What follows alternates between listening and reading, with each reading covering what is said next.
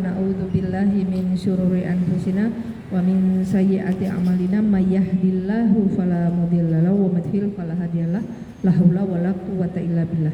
Asyhadu an la ilaha illallah wa asyhadu anna Muhammadan abduhu wa rasuluh la nabiyya ba'dah. Alhamdulillah, ibu-ibu sekalian yang dirahmati Allah, pagi yang cerah ini kita diperjumpakan Allah, ditakdirkan Allah untuk berjumpa di sini dalam rangka berta'aruf di antara kita, saling kenal mengenal di antara kita, ya, dalam kebaikan dan kebenaran, juga saling membagi ilmu yang kita punya. Karunia yang besar dari Allah SWT, hari ini kita masih diberikannya kesehatan, masih diberikannya nikmat-nikmat yang banyak, nikmat kesempatan, nikmat iman dan Islam, ya, dan juga nikmat kita hari ini dimudahkan untuk melangkahkan kaki ke tempat yang insya Allah barokah ini. Selawat beriring salam tidak lupa kita hadiahkan kepada suri tauladan kita, junjungan kita Nabi Muhammad SAW beserta keluarga, sahabatnya, istri-istri beliau yang solehah, para tabiin yang melanjutkan perjuangan beliau, dan juga kita, ya, senantiasa salam tersampaikan buat kita pengikutnya yang istiqomah sampai akhir zaman. Mudah-mudahan kita termasuk umatnya yang telah mendapatkan syafaat dari beliau. Amin. Allahumma amin. Apa kabar bunda semua? Alhamdulillah, luar biasa. Sehat ya. Wajahnya baru-baru ya Bu ya. Dulu saya pernah mengisi beberapa kali di Mushola An-Nur ya. Di Mushola An-Nur. Ibu-ibu yang dirahmati Allah, pada kesempatan ini saya diminta materi tentang pengurusan jenazah.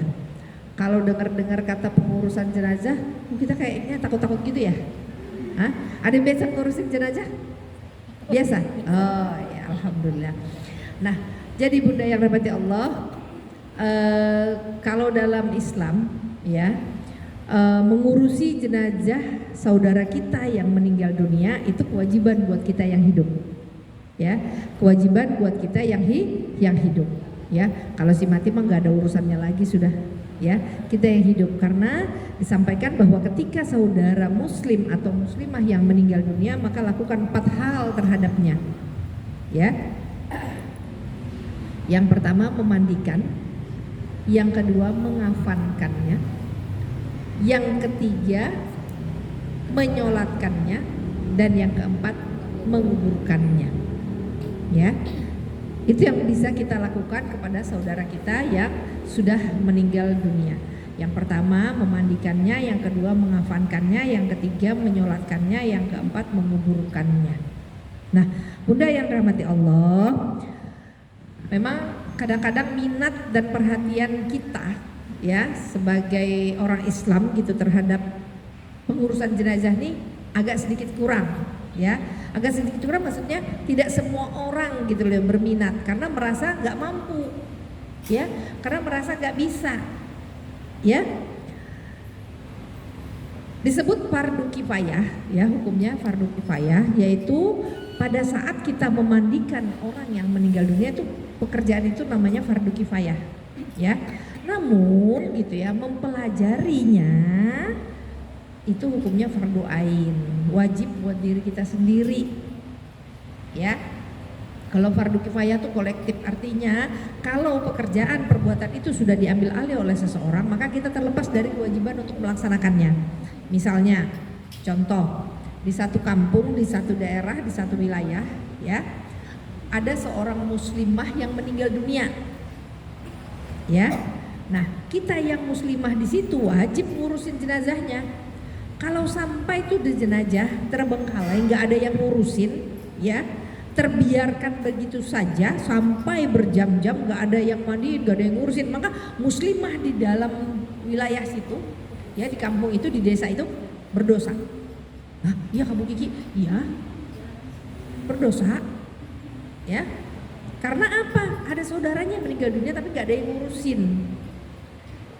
Tapi kalau sudah ada yang ngurusin salah satu aja, maka wanita di situ, muslimah di situ terlepas dari kewajibannya atau tidak berdosa lagi. Makanya harus ada yang bisa, ya, harus ada yang bisa ngurusinnya, nyelenggarainnya. Makanya yang paling afdol, yang paling bagus adalah keluarga terdekatnya sendiri yang mandiin. Saya biasa dipanggil kalau mandikan orang meninggal gitu ya, karena untuk daerah Argamulya dan sekitarnya itu saya. Tapi kadang-kadang ibu-ibu taklim yang sudah kenal saya itu ya ada beberapa kayak di daerah Sentosa gitu ya, Nusantara dalam gitu ya, pemuda yang ke dalam itu biasa saya juga yang dipanggil. Ada ibu majelis taklim, salah satu ibu majelis taklim kita yang tahu, terus di Rapak Binuang gitu juga. Nah itu biasanya kalau saya yang dipanggil, saya libatkan keluarganya. Nggak mau saya sendirian yang ambil alih, nggak. Mana keluarganya saya bilangin, mana ahlul baitnya, ya mana ahli warisnya, sini, kamu yang mandiin ya nak ya, kamu yang ngurusin ya, kamu yang nyebokin ya, berani? Berani. Kalau dia nggak berani, sama sekali semua nggak berani, atau anaknya masih kecil-kecil, nah itu baru diserahkan ke saya. Itu juga saya izin dulu sama keluarga besarnya. Biasanya saya seperti itu, nggak mau saya langsung main ambil alih aja. Nah, jadi karena nggak semua orang bisa dan nggak semua orang juga merasa mampu, makanya orang jadi takut-takut. Terus minatnya memang agak kurang. Karena yang biasa mandiin di masyarakat itu biasanya tua-tua, ya kan ada Bu? Tua-tua, jalan gitu pindah ngalih sudah. Mestinya kita yang muda-muda ini loh yang belajar, ya, yang muda-muda seperti kita ini yang belajar, mestinya.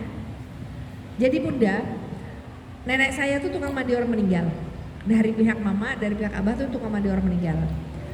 Paman saya tukang mandi orang meninggal. Ya, di Balikpapan nih. Sepupu saya tukang mandi orang meninggal. Acil saya tukang mandi orang meninggal. Apa jaruran? Saya ini keturunannya. Jadi waktu ibu saya sebelum meninggal dunia, ibu saya udah pesen sama saya. Setahun sebelum meninggal tuh ibu saya, walaupun dulu suka dibawa, suka diajak ya. Suka diajak untuk ngurusin jenazah orang yang meninggal, mandikan orang meninggal. Terus ibu saya sudah pesan sama saya, Ki, kalau mama meninggal dunia kamu yang mandiin mama ya. Mama ini ngomongnya mati-mati terus, saya bilang. Janganlah ngomong mati-mati terus, saya bilang. Siapa lagi yang mandiin? Kamu anak perempuan mama, kamu yang mandiin mama. Cara nyebok orang Samarinda, orang sini bilang, saya taunya cuma bahasa memeradu. Ya, saya taunya bahasanya memeradu. Cuma kalau saya lagi ngisi pelatihan, biasanya saya menggunakan bahasa Indonesia, nyebokin, mengistinjakan. Saya taunya bahasanya memeradu sebenarnya. Entah itu bahasa mana, yang jelas saya dari pertama kali belajar dilatih itu bahasanya itu yang dipakai. Tapi kalau kita cari di kitab Jana itu nggak ada bahasa memeradu, itu nggak ada, ya. Jadi nyebokin kalau bahasa kita bahasa Indonesia nyebokin, mengistinjakan, ya. Nah, ibu saya ngajarin saya, ya ibu saya ngajarin saya. Jadi seperti itu. Ketika takdirnya ibu saya meninggal dunia, mau nggak mau saya mandiin. Ibu saya itu pesan, kalau nenekmu masih hidup, nenek saya itu tinggalnya di Balikpapan, mertua beliau ya, nenek dari pihak abah, masih hidup, kawa ke Samarinda, bisa ke Samarinda, nenekmu yang mandiin. Tapi kalau nenekmu sudah tidak ada duluan atau sidin sakit tidak bisa ke Samarinda, maka kamu yang mandiin mama. Nah waktu itu nenek saya bisa ke Samarinda, tapi terganjal di jembatan Mahakam karena ada mobil yang mogok di tengah-tengah jembatan, jadi akhirnya macet total. Habis asar ibu saya selesai dimandikan, ibu saya langsung dikuburkan karena meninggalnya persis khutbah Jumat, khutbah Jumat, orang naik mimbar. Nah jadi seperti itu. Nah karena orang merasa ya nggak tahu, nggak mampu, jadi fardu kifayah ini ya, memandikan orang meninggal ini gitu ya, sangat kurang di masyarakat tuh minatnya. Karena merasa sudahlah yang ada tuh aja sudah yang tukang mandiin, kita kayak udah usah belajar, kita menolongi aja. Nah ternyata kita harus belajar, karena kalau ada keluarga kita yang meninggal dunia maka kita yang harus memandikannya, ya. Tapi alhamdulillah sekarang dari seringnya saya dipanggil untuk ngisi pelatihan gitu ya, semakin banyak ya orang yang berminat untuk mengetahui dulu lah caranya memandikan jenazah. Karena kalau sudah tahu, paling tidak sudah ada bayangan di kepala, oh gini loh caranya, oh gini loh caranya, seperti itu. Kalau belum tahu memang susah, bayanginnya susah, ya. Sama ketika misalnya yang ngisi pelatihan ini orang yang nggak biasa mandiin, agak repot juga, ya. Dulu teman-teman pernah mau manggil tukang, mau manggil saya, tapi nggak jadi, nggak tahu kenapa tiba-tiba manggil orang lain gitu. Kebetulan dia ustazah gitu, tapi biasa mengetahui ilmu fikih aja, nggak biasa mandiin. Audiensnya, pesertanya tuh nggak paham, bingung, karena nyampaikan cuma teori dari berdasarkan buku aja, ya. Jadi yang biasa mandiin ketika nyampaikan, contoh gini, kayak ibu-ibu bikin donat, ya, ibu lihai bikin donat, sering sudah bikin donat. Begitu ngajarin resep, udah lihat buku, ibu cuma pakai bayangan ibu, nah tepung dicampur sama gula, sama ini sudah jadi, nggak usah melihat buku resep, ya, karena biasa melakukan. Nah, sekarang kalau kita sudah tahu teorinya, tapi kita nggak praktek juga, bingung juga kita, ya. Disampaikan di dalam kitab Janaiz, teori tanpa praktek atau praktek tanpa teori dalam menyelenggarakan jenazah itu mustahil. Tidak akan menghasilkan penyelenggaraan jenazah yang sempurna, ya. Terutama bagi yang menyelenggarakannya hanya berdasarkan tradisi yang ditularkan turun-temurun tanpa adanya tuntunan dan rujukan dari panduan bab janaiznya sendiri. Nah, bunda sekalian, banyak orang yang belajar itu dari turun-temurun aja, ya, dari turun-temurun tanpa mengetahui hal-hal yang memang dianjurkan, yang dituntunkan dalam Islam. Tadi saya sempat nelpon Ibu Ketua Salimah, saya bilang, saya gimana nih, bawa peralatan apa enggak? Nggak usah dulu Mbak, katanya, nanti kalau sudah praktek baru kita bawa peralatan. Oh ya, sekarang sampaikan tentang teori-teorinya saja dulu, kemudian nanti kapan ada pertemuan kita praktek. Oh iya, saya bilang. Sama ini Mbak, kebiasaan-kebiasaan di masyarakat yang tidak syar'i, dia bilang, tolong disampaikan. Nah itu nanti saya kita sharing aja, bukan tanya jawab gitu ya, agar ibu-ibu punya unek-unek apa pernah lihat gimana gitu, itu silakan ditanyakan, ya. Insyaallah dengan tuntunan dari Allah SWT saya akan berusaha menjawab, ya. Nah sekarang bagi muslim yang belum bisa atau belum biasa menyelenggarakan jenazah gitu ya, hendaknya gitu ya belajar ya, sambil kita membenahi, ya, sambil kita membenahi apa-apa yang sudah kita tahu hanya sekedar turun-temurun tadi. Nah seperti itu, ya, sambil belajar tradisi, ya. Salah satu contoh aja yang biasa di masyarakat itu apa ya Bu ya? Air kembang. Saya biasa kalau mandikan orang meninggal beneran, air kembang tuh pasti ada. Kadang-kadang kalau yang sudah paham di daerah saya, Argamulia dan sekitarnya, saya nggak mau pakai air kembang. Bukan karena apa-apa. Ketika saya dilatih, bertanya saya dengan ustadz saya, terakhir itu saya tanya, Ustadz, kalau tentang air kembang gimana? Biasakah pakai air kembang? Saya kadang-kadang saya putiki kembangnya, saya masukkan dalam gayung atau dalam kresek, silakan dibawa ke kubur. Saya bilang, taulah kata ustadz, air kembang itu kadang kembang itu seorang kadang-kadang kada bersih. Maaf Bu ya, saya pakai bahasa Banjar, kada bersih. Kenapa? Ada tahi-tahi ulatnya. Oh iyalah. Jadi air kembang tuh nggak disyariatkan. Yang disyariatkan oleh Nabi Sallallahu Alaihi Wasallam itu air bersih, air sabun, dan air kapur barus. 3 macam tuh aja banyak. Kada ada air kembang, kada ada air jam-jam. Ini sibuk, kalau ada orang meninggal sibuk dicari air jam-jamnya. Saya pernah mandiin orang gitu ya, tahu-tahu disuruh siram pakai air jam-jam. Air jam-jam tuh bawanya pakai bis dari Balikpapan pulang. Masih di jauhnya air jam-jam nih. Padahal air jam-jam itu untuk kita yang sehat nih, nah, yang hidup, diminum sebagai as-sifa, penyembuh, bukan untuk disiramkan kepada jenazah. Sekarang maksudnya apa sih disiramkan ke jenazah? Lepas dari siksa kubur. Gak ada jaminan, belum ada riwayat yang mengatakan seperti itu, ya. Nah seperti itu. Saya kadang-kadang kalau sudah gitu saya bilang, maaf Bu, saya berlepas dari ini. Kalau keluarganya mau ya silakan lakukan gitu. Saya nggak ikut campur dalam hal tersebut. Biasanya saya begitu. Tegas, maaf Bu, saya berlepas dari ini. Kalau mau melakukan silakan saja, tapi saya berlepas dari ini. Saya bilang gitu aja. Ya. Jadi seperti itu. Air jam-jam itu adalah sebagai obat penyembuh buat kita, ya. Untuk kesehatan kita. Itu dikatakan seperti itu, bukan untuk melepaskan mayit dari siksa kubur.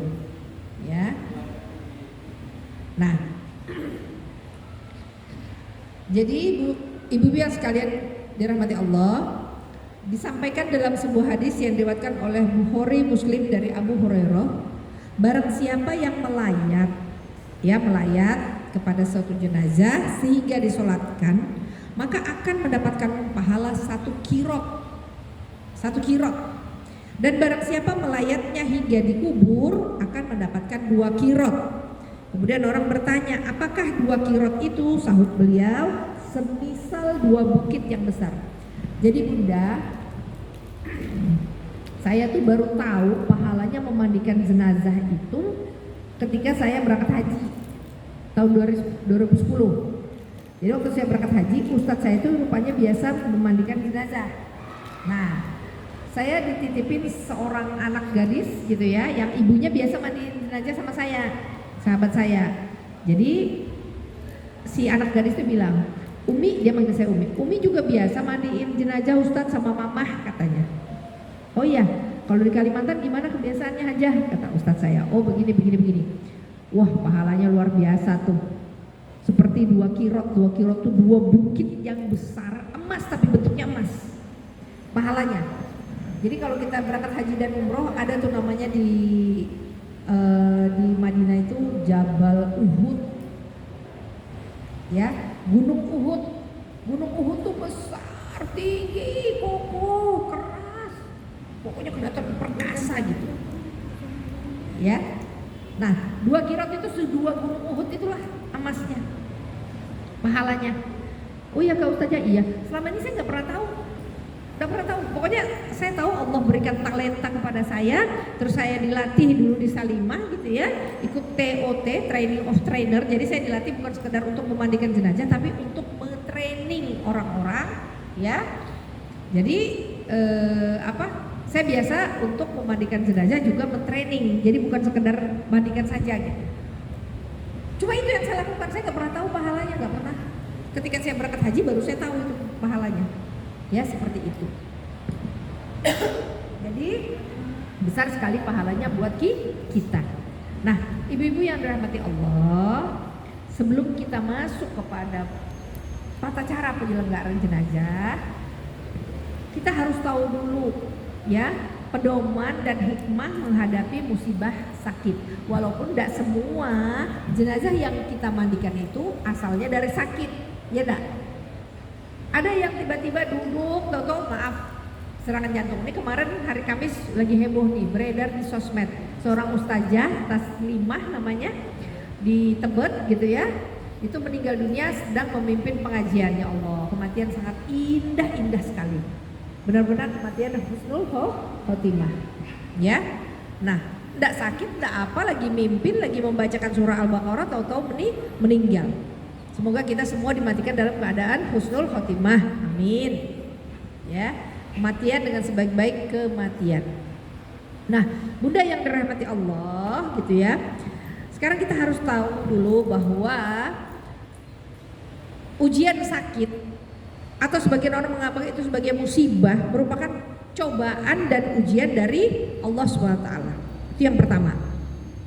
Sakit merupakan cobaan atau ujian dari Allah SWT. Kita kan mau tahu dulu nih hikmahnya, ya, hikmahnya tentang sakit, termasuk nanti sakit sakaratul maut. Sakit merupakan ujian dan cobaan dari Allah SWT. Dalam surah Anbiya disampaikan, kami akan menguji kalian dengan keburukan dan kebaikan sebagai cobaan, dan hanya kepada kamilah kalian dikembalikan. Dalam surah Al-Anbiya ayat 35. Bunda yang dirahmati Allah, di sini sebutkan bahwa keburukan dan kebaikan itu ujian buat kita, cobaan, dan kepada Allah kita ini akan dikembalikan semuanya. Bu, Bu, Bu. Oh, alhamdulillah masih ada. Keren tidur. Jadi dalam sebuah riwayat menurut Ibnu Abbas radhiyallahu anhu, kami akan menguji kalian dengan kesulitan dan kemudahan, kesehatan dan penyakit, kekayaan dan kemiskinan, halal dan haram, ketaatan dan kedurhakaan, petunjuk dan kesesatan. Jadi itu semua merupakan ujian. Senang tidak senang, ya, suka duka, ya, sehat sakit, ya, halal haram, ketaatan kedurhakaan, petunjuk kesesatan, ya, kemudahan kesulitan, kekayaan kemiskinan, itu semua ujian. Jangan dianggap yang nggak enaknya aja ujian, tidak, tapi semua merupakan ujian, termasuk di dalamnya ketika kita ditimpa sakit. Ya, saya berapa kali diminta untuk ngisi di Salimah ini nggak bisa terus, karena pasti kalau pas ada saat diminta pas saya lagi sakit. Tempo hari saya diminta untuk ngisi di sini, ternyata kaki saya tuh pakai gip, ya, keceklok di kamar mandi, jadi jaringan dalamnya tuh ada yang robek, jadi saya pakai gip 1 bulan. Terus tuh di kiri, di kanan tuh operasi sampai 3 kali. Terakhir kemarin sebulan yang lalu tuh 3 kali saya operasi. Masalah saya di kaki aja, enggak kiri, enggak kanan. Itu sebagai penggugur dosa aja lah, saya anggapnya seperti itu. Ya. Padahal saya berapa kali diminta di Salimah. Ya. Saya nggak bisa, nggak berani. Karena saya jalan aja susah. Nah, seperti itu. Ini alhamdulillah sudah sehat. Ketika dihubungi sama panitia, Mbak Kiki bisa nggak ngisi? Insya Allah saya kosong nih. Nggak taunya sorenya ditelepon ada Pak RT dekat rumah yang minta pelatihan mandikan jenazah. Saya bilang, Pak, saya pagi sudah ada jadwal, jadi siang nanti diganti jam 2 saya ngisi pelatihan lagi. Tadi malam juga ya di RT 2, di sekarang RT 6 sama RT 8. Programnya pemerintah ya, penyelenggaraan jenazah. Itu yang pertama tadi ya, bahwa musibah sakit merupakan ujian dan cobaan dari Allah Subhanahu wa taala. Yang kedua,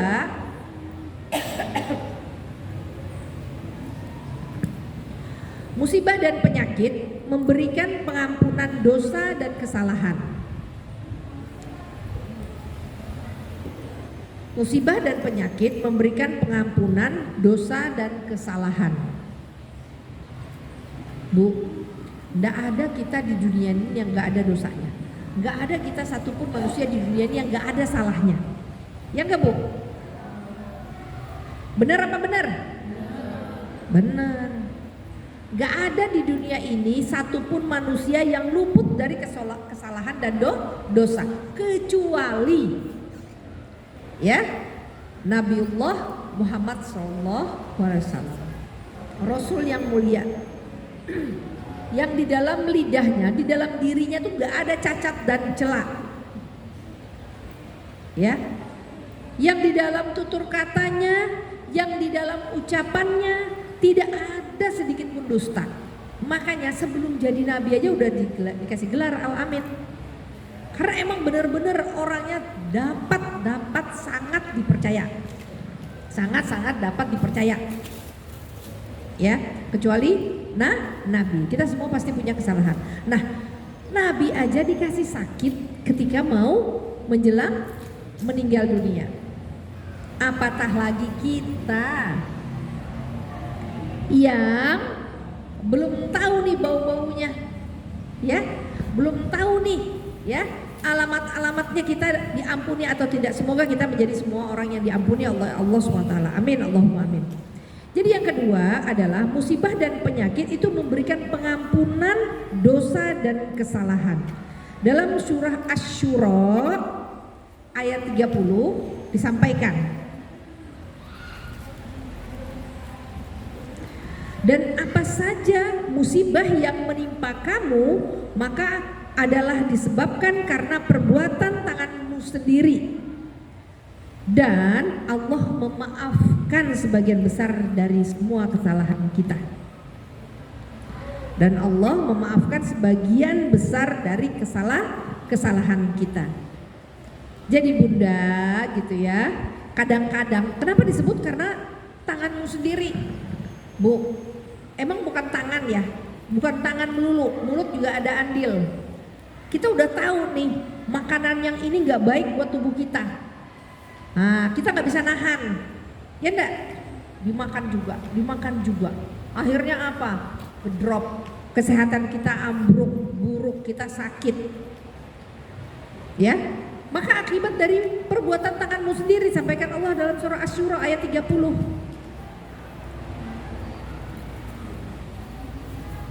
Tapi dengan jatuh sakitnya kita, maka Allah akan mengampuni sebagian kesalahan kita. Dalam sebuah hadis sampaikan, tidaklah seseorang itu tertusuk duri. Tusuk duri bu, duri ikan termasuk apa Kiki? Iya termasuklah. Kalau kita nyangin ikan, tertusuk duri, maka kalau kena duri ikan tubuh ayo langsung bengkak lah. Ini contohnya nih, kemarin kita tusuk duri ikan bengkak. Kita ketusuk duri, melainkan Allah akan menggugurkan kesalahan kita, dosa-dosa kita. Dan juga Allah ingin mengangkat derajat kita.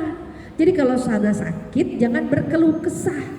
Karena kesabaran yang paling baik adalah kesabaran yang tanpa keluh kesah. Itu disampaikan dalam sebuah hadis. Ya. Nasihat yang baik, pemberian maaf yang baik itu adalah tanpa memarahi. Dan kesabaran yang paling baik adalah kesabaran yang tanpa mengeluh. Itu sudah sabar, tapi ngeluhnya banyak. Stumat bulah, ini kaki ini sudah olinya sudah kurang, jadi harus diganti-ganti posisinya. Jadi seperti itu, ya. Kesabaran yang baik itu kesabaran yang tanpa mengeluh. Aku ini sabar aja, tapi di mana ada orang di situ juga yang ngeluh. Jar sabar. Kenapa jar berkeluh kesah? Jadi kalau kita diberikan sakit sama Allah SWT, kita bersabar, kita ingat aja ya Allah jadikan penggugur dosa. Saya bu, dalam waktu Desember, Januari, Februari, Maret, April, Mei, Juni 3 kali operasi, totalnya 3 kali masuk ruang operasi, 4 kali dioperasi. 1 kalinya itu di rumah aja operasinya. Kebetulan adik saya itu asisten dokter bedah di rumah sakit Siaga. Tadi barusan saya buka-buka video melihatkan Mbak Ami, operasi di rumah? Iya, habis pengajian di rumah operasi. Di belah kaki saya tuh sudah. Pertama 5 jahitan, habis itu 7 jahitan, habis itu 11 jahitan, dalamnya tuh 3 apa 4, jadi 15 totalnya. Sampai saya uyuh juga, secara manusia itu saya uyuh, karena baharit batis nih nah. Sholat duduk tuh sudahnya, ya orang Banjar bilang baharit itu apa ya, kayak mengkhawatirkan banget di kaki ini, karena duduk gak bisa, bersila gak bisa. Saya lama gak bisa bersila karena benjolan tuh tumbuh gitu, ada benjolan tumbuh, jadi operasi, dibuang benjolannya. Jadi kalau teman-teman tanya, woi Cil, kadang-kadang saya suka dipanggil Acil, kayak apa batis? Ya kayak itu way, semoga jadi penggugur dosa, itu aja saya, semoga jadi penggugur dosa. Tidaklah kata Nabi disampaikan bahwa kamu tertusuk duri, melainkan Allah ingin menggugurkan ya dosa-dosamu. Semoga itu jadi penggugur dosa. Nah Bunda, disampaikan dalam sebuah hadis riwayat Bukhari dan Muslim, tidaklah seorang muslim ditimpa keletihan, penyakit, kekhawatiran, kesusahan, gangguan, kesedihan, hingga duri yang menusuknya, melainkan Allah menghapus bagian dari kesalahan-kesalahannya. Itu hadis lengkapnya. Ya, jadi jangan kita berkeluh kesah. Kita tidak sakit, tapi anggota keluarga kita yang sakit. Ya, entah anak, entah suami, entah mama kita, entah acil kita, entah nenek kita, entah saudara kita. Ya. Ada aja yang bergiliran sakit. Saya tuh kemarin operasi kedua, baru mau bulan puasa 1 hari saya tuh operasi. Salah keputusan saya mau operasi. Pikir saya nanti taraweh susah, sholat tahajud susah, puasa terganggu dengan adanya benjolan segede telur ayam di kaki. Saya pikir operasi aja sebelum bulan puasa. Nanti biasanya kalau mau lebaran libur panjang, dokter-dokter libur. Ya, saya pikir pas ini pecah si benjolan, direpot lagi urusannya, pikir saya nih. Akhirnya saya operasi lah sebelum bulan puasa, sehari sebelum bulan puasa saya operasi. Ternyata gimana adik saya itu ke rumah saya, ya, tahu-tahu kena stroke hari kelima puasa. Sementara saya di rumah tuh pemain tunggal kayak pemain bola aja lah. Artinya saya juga yang memasak, saya juga yang ngurusi buka puasa segala macam sahur. Akhirnya kaki gak istirahat. Tadi saya lihat kan sama Mbak Ami itu bonyok kaki saya tuh bu. 2 bulan gak sembuh, bonyok benar-benar bonyok. Padahal saya gak ada kencing manis. Sampai saya periksa kencing manis, jadi ngurusin ada stroke, terus suami sama anaknya di rumah banyak orang, akhirnya saya pemain tunggal. Setiap sore itu bola teh tuh sampai berapa ceret gitu, buka puasa goreng ini goreng itu, akhirnya capek terus, kaki ini dibawa berdiri gak istirahat, akhirnya bonyok. Bulan puasa tuh bonyok benar-benar. Jadi teman-teman tuh ada kegiatan ke anak yatim segala macam, saya bilang izin, nggak bisa saya kasih lihat kaki saya nih. 2 bulan tuh sampai habis lebaran beperban aja, sampai akhirnya setelah lebaran sudah saya bayar puasa 6, saya dibawa ke Malang, healing Bu. Kesian jar Umi di rumah di dapur terus, jadi dibawa ke Malang saya healing ceritanya. Pulang dari Malang sudah gimana beraktivitas seperti biasa, tahu-tahu tumbuh lagi benjolan. Kemarin dioperasi lagi, jadi 3 kali totalnya. Desember yang pertama. Ya itu saya kadang-kadang kalau melihat itu, ya Allah, mudah-mudahan doa saya itu Allahumma afini fi badani. Di Al-Surat ada kan ya, Allahumma afini fi badani, Allahumma afini fi badani, itu berdoa aja mudah-mudahan saya dikasih sehat sama Allah. Karena kalau kita ibu rumah tangga yang sakit ini rasanya repot juga, beli makanan ndak temakan ya ndak, di rumah biar mau saya kangkung temakan, tapi kalau kita beli-beli kadang-kadang tuh ndak temakan. Kalau sudah bulan puasa apalagi, aduh hai rasanya. Nah curhat pulang acil ya. Jadi seperti itu ya, semua jadi penggugur dosa. Yang ketiga, musibah dan penyakit. Musibah dan penyakit menjadi pembuka jalan ke surga dan keselamatan dari api neraka. Musibah dan penyakit menjadi pembuka jalan ke surga dan keselamatan dari api neraka.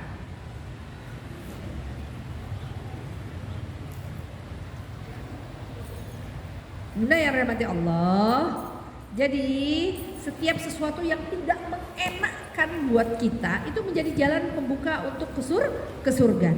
Sampaikan dalam sebuah hadis yang diriwayatkan oleh Bukhari dan Muslim, surga itu dikelilingi hal-hal yang tidak disukai oleh kita, dikelilingi oleh hal-hal yang tidak menyenangkan buat kita, dan neraka itu dikelilingi dengan hal-hal yang menyenangkan buat kita, hal-hal yang syahwat buat kita.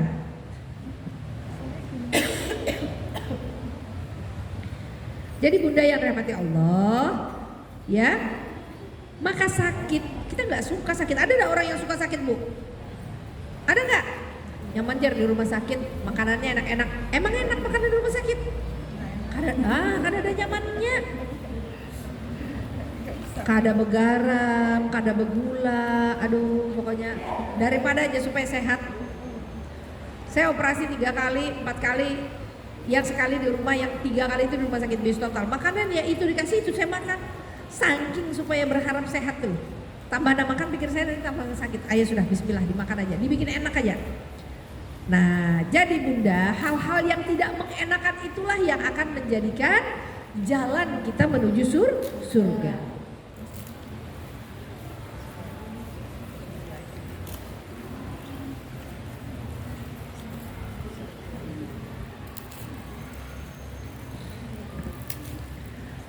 Disampaikan juga dalam sebuah hadis riwayat Ahmad, Ibnu Majah dan Al-Hakim dari Abu Hurairah, bergembiralah karena Allah Azza wa Jalla berfirman, inilah nerakaku, aku menganjurkannya menimpa hambaku yang mukmin di dunia, ya, agar dia jauh dari neraka pada akhirat. Jadi maksudnya gitu ya, Allah berkata inilah nerakaku, ya, neraka di dunia bagi kita di dunia tuh nggak enak kan? Agar apa? Agar nanti dijauhkan dari neraka di akhirat. Makasih Ustaz. Jadi seperti itu. Mana ada gitu ya di dunia ini hal-hal yang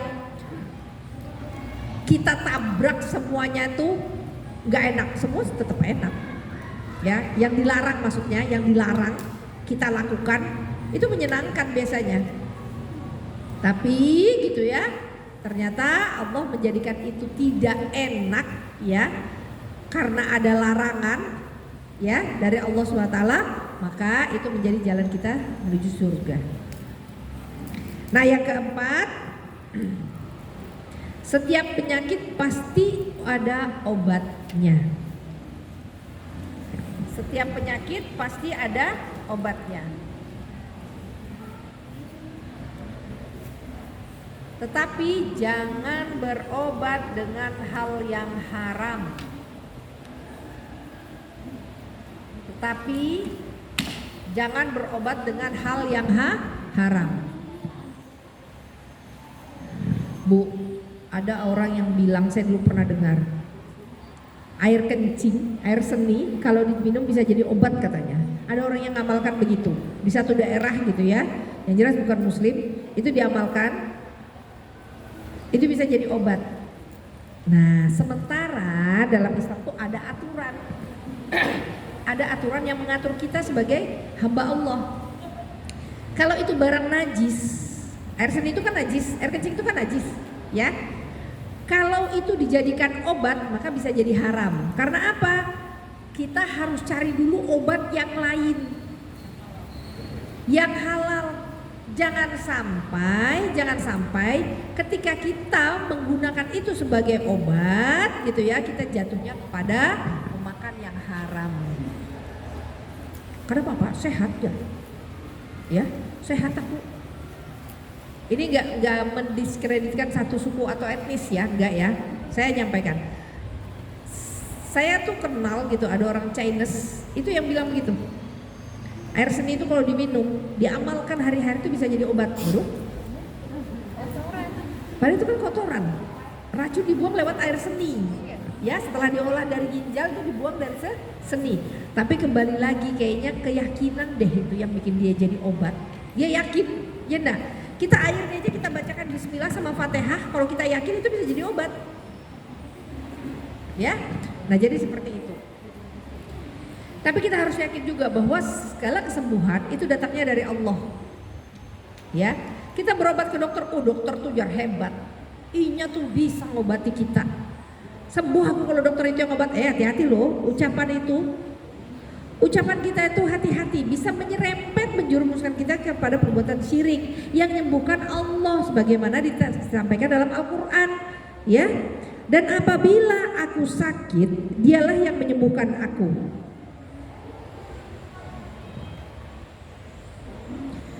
Wa idza maridtu fahuwa yashfi. Dan apabila aku sakit, dialah yang menyembuhkan aku. Dalam surah Asy-Syura ayat 80 itu disampaikan. Jadi Bunda, ketika kita sakit tuh Allah yang menyembuhkan, bukan obat, bukan dokter, bukan tukang urut. Ya, kita minum obat aja Bismillahirrahmanirrahim. Kalau saya itu biasa kan baca salawat Bismillahirrahmanirrahim. Allahumma sholli ala sayyidina Muhammad. Udah minum obat, apa aja kita makan tuh baca selawat. Kalau saya ya kebiasaan bacakan aja selawat. Allah yang menyembuhkan. Ya, kita berharap syafaat dari Nabi Muhammad SAW. Kemudian disampaikan lagi dalam sebuah hadis yang diriwayatkan oleh Bukhari dari Abu Hurairah, Allah tidak menurunkan satupun penyakit melainkan pasti menurunkan obatnya. Ya, Allah tidak akan menurunkan satu penyakit, pasti Allah akan menurunkan obatnya. Cuma obatnya tuh kadang-kadang kita belum ketemu. Obatnya kita belum ketemu, belum tahu, belum ngepas gitu loh. Ya, kita berobat kadang-kadang ya, berobat di sini sekali nggak sembuh, 2 kali nggak sembuh, 3 kali nggak sembuh, 4 kali nggak sembuh, ya. Gak sembuh-sembuh juga nih. Ternyata kita harus obat yang ke-5 kali berobat ke situ baru kita sembuh. Karena gini Bu, usaha itu berbanding lurus dengan hasil. Ya, sama ketika Allah berikan penyakit, Allah berikan obatnya. Ketika Allah berikan kesulitan, Allah pasti akan berikan kemudahan. Ya, itu sampaikan juga dalam Al-Quran, ketika ada kesulitan maka Allah sampaikan ada kemudahan. Kadang-kadang kita dikasih satu masalah, kadang-kadang kita di satu masalah, kadang-kadang kita dikasih satu kesulitan, ya. Allah tuh sudah turunkan solusinya, sudah turunkan obatnya, termasuk kita dikasih penyakit sudah turunkan obatnya. Cuma obatnya belum nyampe, masih di sini nih, ditahan di sini. Kita doanya kurang kencang mungkin, atau usahanya kita kurang maksimal, maka Allah tahan dulu. Padahal ketika kita dikasih kesulitan itu sudah berbanding lurus dengan kemudahan, dengan solusi. Dipahami Bunda ya? Kita dikasih satu masalah, ya. Padahal dalam masalah itu kita sudah ada sebenarnya jalan keluar, cuma jalan keluarnya belum gol aja. Contoh, Ibunda Hajar, sudah sering kan dengar kisahnya kan? Ibundanya Nabi Ibrahim, ibundanya Nabi Ismail, ya istrinya Nabi Ibrahim, ditinggal di padang pasir yang gurun, tandus, gak ada apa-apa, hewan buas ada senantiasa mengancam. Anaknya kehausan, air susunya udah kering, gak ada yang bisa diberikan kepada Ismail kecil. Ya, Ibunda Hajar dilakukannya, lari-lari nyari air, anaknya tuh ditinggal. Jadi kalau kita insya Allah semua bisa haji dan umroh, amin ya rabbal alamin. Jadi kalau kita Safa Marwah itu Bu kurang lebih 600 sampai 700 meter. Jadi nggak nyampe sekilo, 600 sampai 700 meter, ya kurang lebih 600 sekian gitu. Itu Safa Marwah. Dikali 7 kalikan Bu, buka HP di kalkulator berapa kilo kira-kira dua berapa kilo ya? Dikali 7. Lebih. Nah itu lari itu Ibu Handa. Kalau sekarang nyaman Bu Ai, marmer, dingin, kadang ada sakit-sakitnya berjalan. Ya, waktu saya haji belum ditutup pakai kaca, sudah ditutup pakai kaca tuh Bukit Safa dan Marwah karena orang di situ nangis-nangis, gerung-gerung, terus dicongkel-congkel, ditulis-tulis, jadi sudah ditutup juga kita bisa ngeliat doang. Dari situ kita ngeliat Ka'bah. Nah itu jam-jam tuh di bawah. Ya, nah kita lari dari Safa ke Marwah, Ibunda Hajar Safa ke Marwah, lari kecil, sa'i namanya kalau dalam ibadah haji dan umrah sa'i.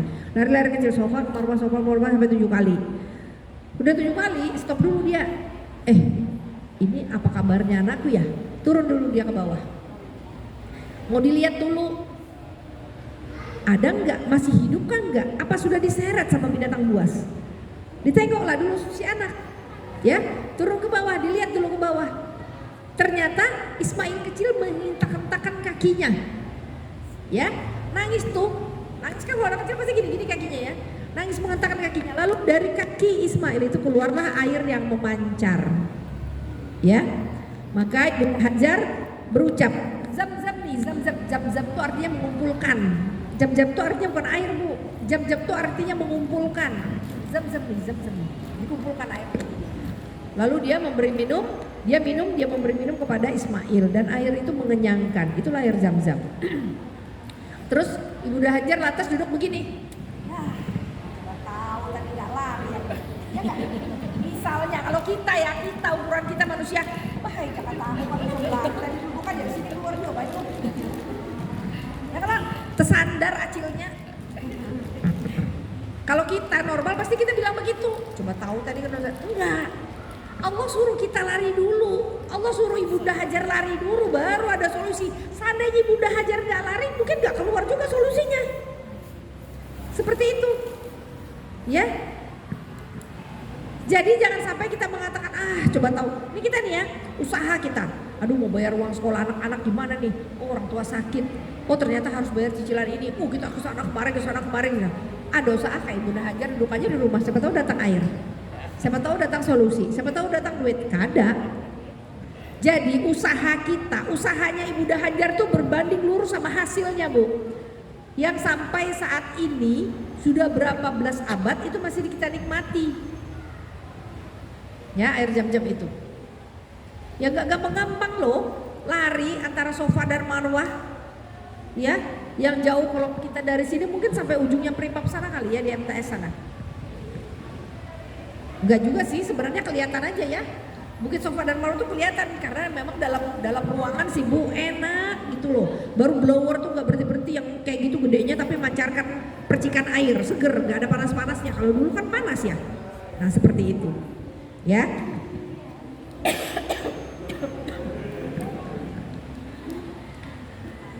Kemudian disampaikan juga dalam sebuah hadis, sesungguhnya Allah menciptakan penyakit itu dan obat, maka berobatlah. Dan janganlah engkau berobat dengan yang haram. Ya, jangan berobat dengan yang haram. Jadi banyak kita bisa mencari solusi ya untuk penyakit kita. Kemudian disampaikan dalam hadis yang lain, Allah tidak menurunkan suatu penyakit melainkan diturunkan pula akan obatnya. Diketahui oleh siapa yang mengetahui dan tidak diketahui oleh yang tidak mengetahui. Hadis riwayat Ahmad. Jadi Bunda, Allah menurunkan satu penyakit itu pasti juga dengan obatnya. Ya. Nah, yang terakhir dengan doa ruqyah syar'iyah sebagai penawar sakit. Ya, itu juga termasuk bagian dari usaha kita ketika kita sakit. Ya. Doa ruqyah itu memang nanti kalau misalnya Salimah bisa memanggil ustadz atau ustazah yang biasa ya memberikan pengobatan secara ruqyah syariah ya sesuai dengan sunnah. Jadi yang paling pas itu lafaz-lafaz yang di dalam Al-Quran ya, lafaz-lafaz yang di dalam Al-Quran disampaikan dalam surah Al-Isra ayat 82, dan kami turunkan Al-Quran suatu yang menjadi penawar atau rahmat bagi orang-orang yang beriman. Ya, jadi penawar, yang namanya penawar itu ya obat dari segala penyakit. Kemudian dalam surat Al-Fusilat ditegaskan lagi oleh Allah SWT pada ayat 44, katakanlah Al-Quran itu adalah petunjuk dan penawar bagi orang-orang yang beriman. Itu 2 kali ditegaskan dalam Al-Quran. Ya. Nah, jadi Bunda sekalian rahmati Allah, itu tadi kalau kita mau menghadapi sakit ya, atau kita yang sedang menghadapi sakit, kita yakini dulu bahwa sakit yang Allah berikan kepada kita itu merupakan bentuk kasih sayang Allah kepada kita. Bukan karena Allah benci, bukan karena Allah gak suka.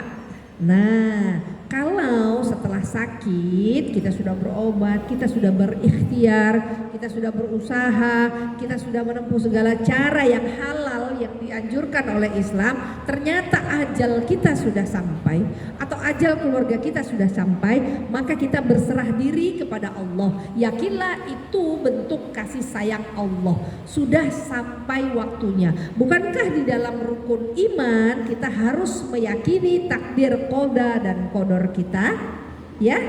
Nah, maka dari itu kita jangan mengumpat, jangan memaki, jangan menyesal. Emang sih awalnya ketika kita kehilangan seseorang itu menyakitkan. Itu kita nggak bisa bilang apa-apa selain ya Allah, kenapa engkau ambil, ada pertanyaan seperti itu. Tapi kita juga nggak boleh menyalahkan Allah, ya.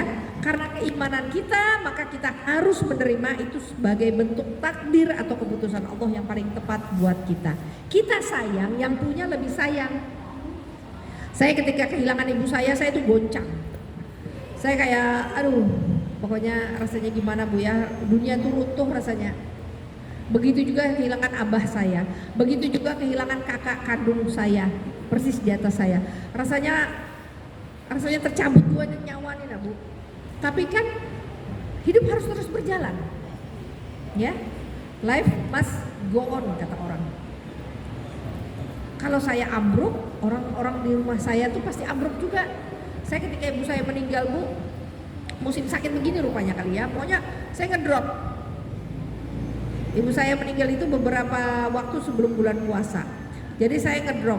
Ketika bulan puasa saya sakit flu, batuk, pilek yang sampai batuk tuh sampai tenggorokan luka. Jadi di rumah saya tuh makan kata orang Banjar tuh setayuh-tayuhnya, tahu enggak Bu? Setayuhnya tuh seadanya aja, sekena-kenanya.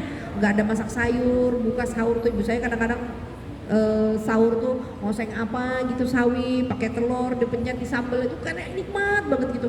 Jadi saya makan tuh seada-adanya ya, tapi saya langsung diem. Kan saya anak pertama perempuan, adik saya ada, terus saya juga yang pertama kali menikah. Saya bilang saya tinggal sama orang tua saya Bu, orang tua saya tuh gak mau saya tinggalkan. Jadi sampai saya dua-duanya sampai gak ada tuh saya masih sama orang tua saya. Jadi kata abah saya, jangan tinggalkan abah ya nak, ngomong sama saya gitu sambil menangis gitu kan. Jadi saya gak berani meninggalkan abah saya. Kemudian saya berpikir nih, kalau saya terus begini, apa nasibnya orang dalam rumah saya, apa gimana adik-adik saya bilang kan. Ya sudah, saya harus bangkit, harus kuat. Tahun depan saya harus semangat. Sebelum bulan puasa harus gempur nih makan yang bergizi. Karena ketika bulan puasa sakit, ibadah juga nggak bisa maksimal. Kita maunya naruh kepala aja. Karena badan kita demam. Kita sakit, itu belum ada pandemi. Coba ada pandemi, padahal kita Covid. Ya, nah jadi seperti itu. Itu rasanya dunia tuh runtuh. Ya, sampai ketika saya kan lari di rumah sakit Islam tuh, melihat ibu saya itu sudah ditekan-tekan gini, sudah dikasih kejut, ya, kejutan listrik itu, dikasih kejutan gitu untuk memompa jantungnya lagi. Saya teriak dari jauh, teriak saya, Bu, ya Allah, jangan ambil ibu saya. Saya bilang teriak saya sambil saya merangkak gitu menuju ke kamar ibu saya itu. Ibu saya meninggal karena waktunya sudah sampai, nggak bisa dimajukan, nggak bisa dimundurkan, ya. Begitu juga abah saya, begitu juga kakak saya. Jadi ya mau gimana lagi, ya. Tapi hidup harus terus berjalan. Kakak saya meninggal umur 44 tahun, muda banget, sakit jantung, habis operasi jantung. Anaknya masih kecil-kecil, yang pertama aja baru SMA waktu itu, yang ketiga tuh masih kelas 1 SD. Rasanya tercabut, nyawa saya tuh tercabut juga. Cuma ya seperti itu, kita nggak bisa mengumpat karena sudah sampai pada waktunya. Nah, ketika kematian itu sudah datang gitu ya, maka kita yang hidup tuh harus tahu mempersiapkan diri bagaimana mengurusi jenazah ketika ada di dekat kita, ya. Mungkin yang pertama tuh kita kalau meninggalnya, saya tiga orang terkasih saya itu meninggalnya di rumah sakit. Jadi rumah sakit gitu ya, kita tutup dulu dengan selai kain. Kalau di rumah sakit biasanya ada selimut ya, ada apa gitu ditutup. Sampai ke rumah kita ampar tilam kecil atau apa, jangan juga digeletakin begitu saja di lantai ya. Kita taruhlah yang baik-baik sedikit gitu ya. Kalau ada dipan ada pakai dipan, kalau ada tilam pakai tilam, ditaruh di tilam. Ya, kita rundingkan mau dikubur jam berapa, mau dimandikan jam berapa gitu ya. Jadi Bu, ketika ada keluarga kita yang meninggal, semakin cepat dimandikan tuh semakin baik. Karena bersih, jenazahnya bersih. Semakin dia sudah bersih, makin banyak yang bisa nyolatkan. Ya, saya waktu abah saya meninggal 2:30 malam. Kalau ibu saya kan persis orang naik khutbah Jumat, persis orang di atas mimbar. Jadi bawa pulang jenazahnya, langsung keluarga saya sudah datang, ya. Keluarga saya datang, sebelum asar dimandikan, habis asar dikuburkan. Menjelang maghrib itu dikuburkan sudah, tidak dilamakan lagi, karena memang nggak ada yang ditunggu. Balikpapan Samarinda kan deket aja, walaupun dulu pakai bis. Nah, kemudian abah saya itu meninggalnya 2:30 malam. Saya tanya sama kakak saya, karena yang dulu meninggal kan abah. Gimana? Kita mandikan, panggil orang, apa kita sendiri? Kata kakak saya, untuk apa anaknya tahu? Maksudnya saya nih, untuk apa anaknya tahu kita harus panggil orang? Oke? Saya pimpin, kalian yang mandikan, yang laki-laki yang mandikan. Saya mimpin. Mandikan satu keluarga. Ya, saya ajarin cara nyeboknya, cara memeradunya, saya ajarin kakak saya atau adik saya, dia yang meradu. Begitu kakak saya meninggal dunia, saya ngomong sama istrinya, kita mandikan kan? Iya, kita mandikan. Kamu ya yang nyebok. Istrinya saya suruh, aku udah kuat, aku udah harus tahan, ayo. Terakhir kali saya bilang. Jadi dia begitu dia mau nyebok, dia tidak kuat, mau pingsan, akhirnya adik saya yang laki-laki yang nyebok. Saya yang mimpin gitu. Jadi seperti itu. Ya, dalam keadaan tetap tertutup gitu ya, tanpa melihat bagian aurat dan sebagainya. Jadi saya cuma memandu, nyiramkan, memandikannya aja. Nah, jadi seperti itu ya. Jadi begitu sudah selesai dimandikan, bersih, dikafani, ya. Kalau mau nunggu sebentar, ya itu bisa ditunggu. Tapi kalau misalnya kira-kira lama, itu gak usah ditunggu. Ya, gak usah ditunggu. Nah, kemudian saya bilang sama yang melayat, insya Allah jenazah sudah bersih, bisa disolatkan. Oh sudah bersih ya Bu? Iya. Oh iya sudah. Rombongan pertama nyolatkan, rombongan kedua nyolatkan. Dari sekolahan anak saya di Cordova nyolatkan, ustadz teman kakak saya pengajian nyolatkan. Banyak sekali yang nyolatkan bergantian sampai saatnya dibawa ke makam. Saya tanya sama ustadz saya, ustadz ini gimana nih, abah saya mandikan cepat apa nunggu nanti? Kebetulan nunggu anak saya yang di Jogja. Anak saya waktu itu di Jogja, cucu pertamanya. Ya, anak saya yang jadi dokter itu di Jogja. Waktu masih sekolah kedokteran, itu cucu pertamanya dari umur 4 tahun tidur sama kakeknya. Ya, sama kainya, tidur sama abah saya. Jadi itu yang ditunggu. Kata ustadz, mandikan aja. Kalau sudah dimandikan, semakin dia sudah bersih, semakin banyak yang bisa nyolatkan. Oh iya, mandikan dari 6:30 selesai, sudah 6:30 pagi Bu. Sholatkan sampai bergelombang-gelombang gak berhenti orang nyolatkan. 4-5 orang, 7-8 orang sholatkan, nanti 2-3 saf nyolatkan. Terus sampai terakhir anak saya yang nyolatkan, baru dibawa ke makam. Nah gitu, jadi kalau mandikannya tuh segerakan aja. Ya, semakin cepat dia bersih semakin besar disolatkan. Nah, kemudian setelah sholatkan tinggal bagian bapak-bapak nanti yang membawa ke kuburan. Ya, jadi seperti itu. Nah mungkin ini sebagai pembuka dulu ya. Nanti kalau ada kesempatan kita bisa langsung praktek gitu. Dulu di Taman Samarinda pernah praktek ya kita ya. Ini kayaknya wajahnya semua baru-baru saya lihat. Kalau ada yang mau ditanyakan monggo silakan. Oke. Ya Ibu, ya Masya Allah ya. Materinya begitu lengkap ya, mulai dari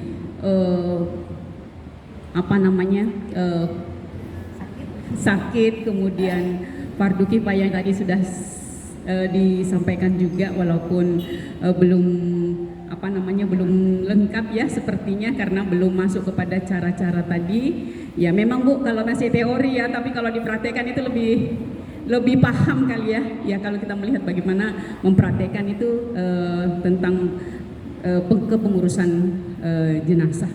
Ya silahkan Ibu-Ibu, jangan dilewatkan ya waktunya, silahkan. Kalau ada yang mau bertanya, siapa dulu? Ya.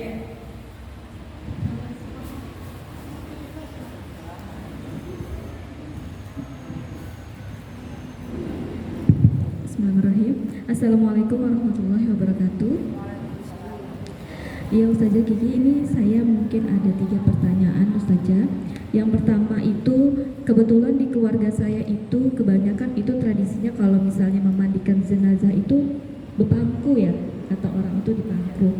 Padahal sudah diberikan penjelasan bahwa sebenarnya kalau menurut, karena kan saya sudah pernah mengikuti pelatihan yang Ustazah Kiki berikan dan saya juga coba memberikan pemahaman kepada keluarga itu, tetapi karena mungkin tradisi ya Ustazah ya, dibilang itu kalau misalnya nggak dipangku tuh kayak nggak punya keluarga katanya gitu. Padahal kan sebenarnya syariatnya kan tidak seperti itu. Itu yang pertama. Terus yang kedua, masalah tadi waktu dimandikan seharusnya lebih baik lebih cepat ya, lebih baik lebih cepat. Kalau misalnya nih jenazah lebih cepat lebih baik ya maaf. Kalau misalnya seandainya nih jenazah misalnya meninggalnya sore atau malam, dikuburkannya itu besok pagi, malam hari itu udah bisa dimandikan seperti itu ya Ustazah. Terus yang ketiga, nah ini saya mau bertanya, apabila misalnya orang tua saya misalnya laki-laki yang meninggal, bapak ya, itu karena pengalaman keluarga saya itu, yang anak perempuan itu tidak diperbolehkan untuk masuk untuk memandikan. Nah itu seperti apa ya Ustazah? Mungkin itu pertanyaan dari saya. Terima kasih. Wassalamualaikum warahmatullahi wabarakatuh. Saya jawab dulu nanti pertanyaan berikutnya. Baik, pertanyaan yang pertama, kebiasaan memandikan di masyarakat kita itu dipangku. Baik, gini Bu, kalau dipangku ya, kalau memandikan dengan cara dipangku memang banyak biasa di masyarakat. Ada satu daerah, tadi malam saya ngisi pelatihan di daerah tersebut, saya bilang ini daerah sini saya tahu nih biasanya dipangku. Iya Bu, padahal yang paling afdol ya memandikan itu pakai tempat pemandian.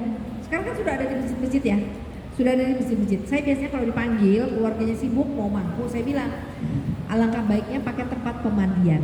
Saya bilang pakai tempat pemandian. Kenapa? Karena higienis buat kita yang hidup, bersih juga buat si mayit. Wah Bu, kami keluarganya, kami kebiasaan tradisi mangku. Kadang-kadang saya dikototin orang, kadang-kadang kayak dimarah-marahin orang. Saya bilang saya hanya memberikan saran. Kadang-kadang saya panggil keluarganya yang perempuan, saya bilang gini, kemaluan wanita itu terbuka, posisi kemaluan wanita itu terbuka ya. Sementara kita duduk di lantai dengan selonjor begini 1 jam ya, jalan duduk 1 jam dengan selonjor seperti ini memangku jenazah gitu ya. Kalau kotorannya enggak ada yang keluar, kalau ada yang keluar gimana ceritanya? Sementara itu kan namanya kotoran itu pasti kotor ya. Nah memang kadang-kadang di masyarakat beranggapan bahwa dengan cara dipangku tuh kita berbakti terakhir kalinya. Sekarang Bu, pertanyaan saya saya, kira-kira si mayit tahu nggak itu anaknya berbakti terakhir kalinya? Tahu nggak? Nggak. Kalau mau berbakti Bu, ketika orangnya masih hidup. Kalau itu nenek kita, mama kita, keluarga kita, datangi dia, urusin baik-baik, tanpa berkeluh kesah, tanpa marah-marah, tanpa mengumpat, tanpa mencela. Betul-betul dia rasakan kasih sayang kita. Insya Allah setiap dia hatinya itu ada doa yang akan tembus ke arah tuh doa orang tua. Kalau sudah meninggal, boro-boro dia berdoa. Ini anakku yang mampu, tahu nggak dia? Nggak tahu. Apalagi Bu, kalau orang meninggal tuh Bu, sebenarnya berapa jam kemudian tuh memang bakteri sudah keluar. Saya nggak nakutin, memang begitu. Makanya ketika tsunami di Aceh, mayat sudah berapa hari tidak tertanggulangi, itu kan keputusan majelis ulama langsung dimasukkan dalam satu liang yang besar, pakai ekskavator, langsung dimasukkan, langsung ditanam. Karena kalau dibiarkan itu bisa menimbulkan penyakit kolera. Biasanya kalau ada wabah penyakit ya, wabah penyakit, saya suka nonton film gitu ya, zaman dulu tuh kadang-kadang wabah penyakit gini-gini, kelaparan ini akhirnya mati. Itu kalau tidak main, tidak tertanggulangi itu dalam beberapa hari timbul penyakit wabah kolera. Nah maka dari itu gitu ya, itu sebaiknya pakai tempat pemandian. Saya terakhir tanya sama ustadz saya ketika saya dilatih, saya bilang gimana ustadz, itu kalau bisa pakai tempat pemandian ya. Makanya almarhum ibu saya itu kan tukang mandi orang meninggal. Dia tuh udah bilang sama saya, Ki, kalau mama meninggal dunia kamu yang mandikan mama. Ya, mandikan mama dalam kamar. Kamar Sidin seorang, kamar mama sendiri. Kebetulan kamarnya besar. Pakai tempat pemandian Sidin. Dulu masjid saya di bawah tuh nggak ada.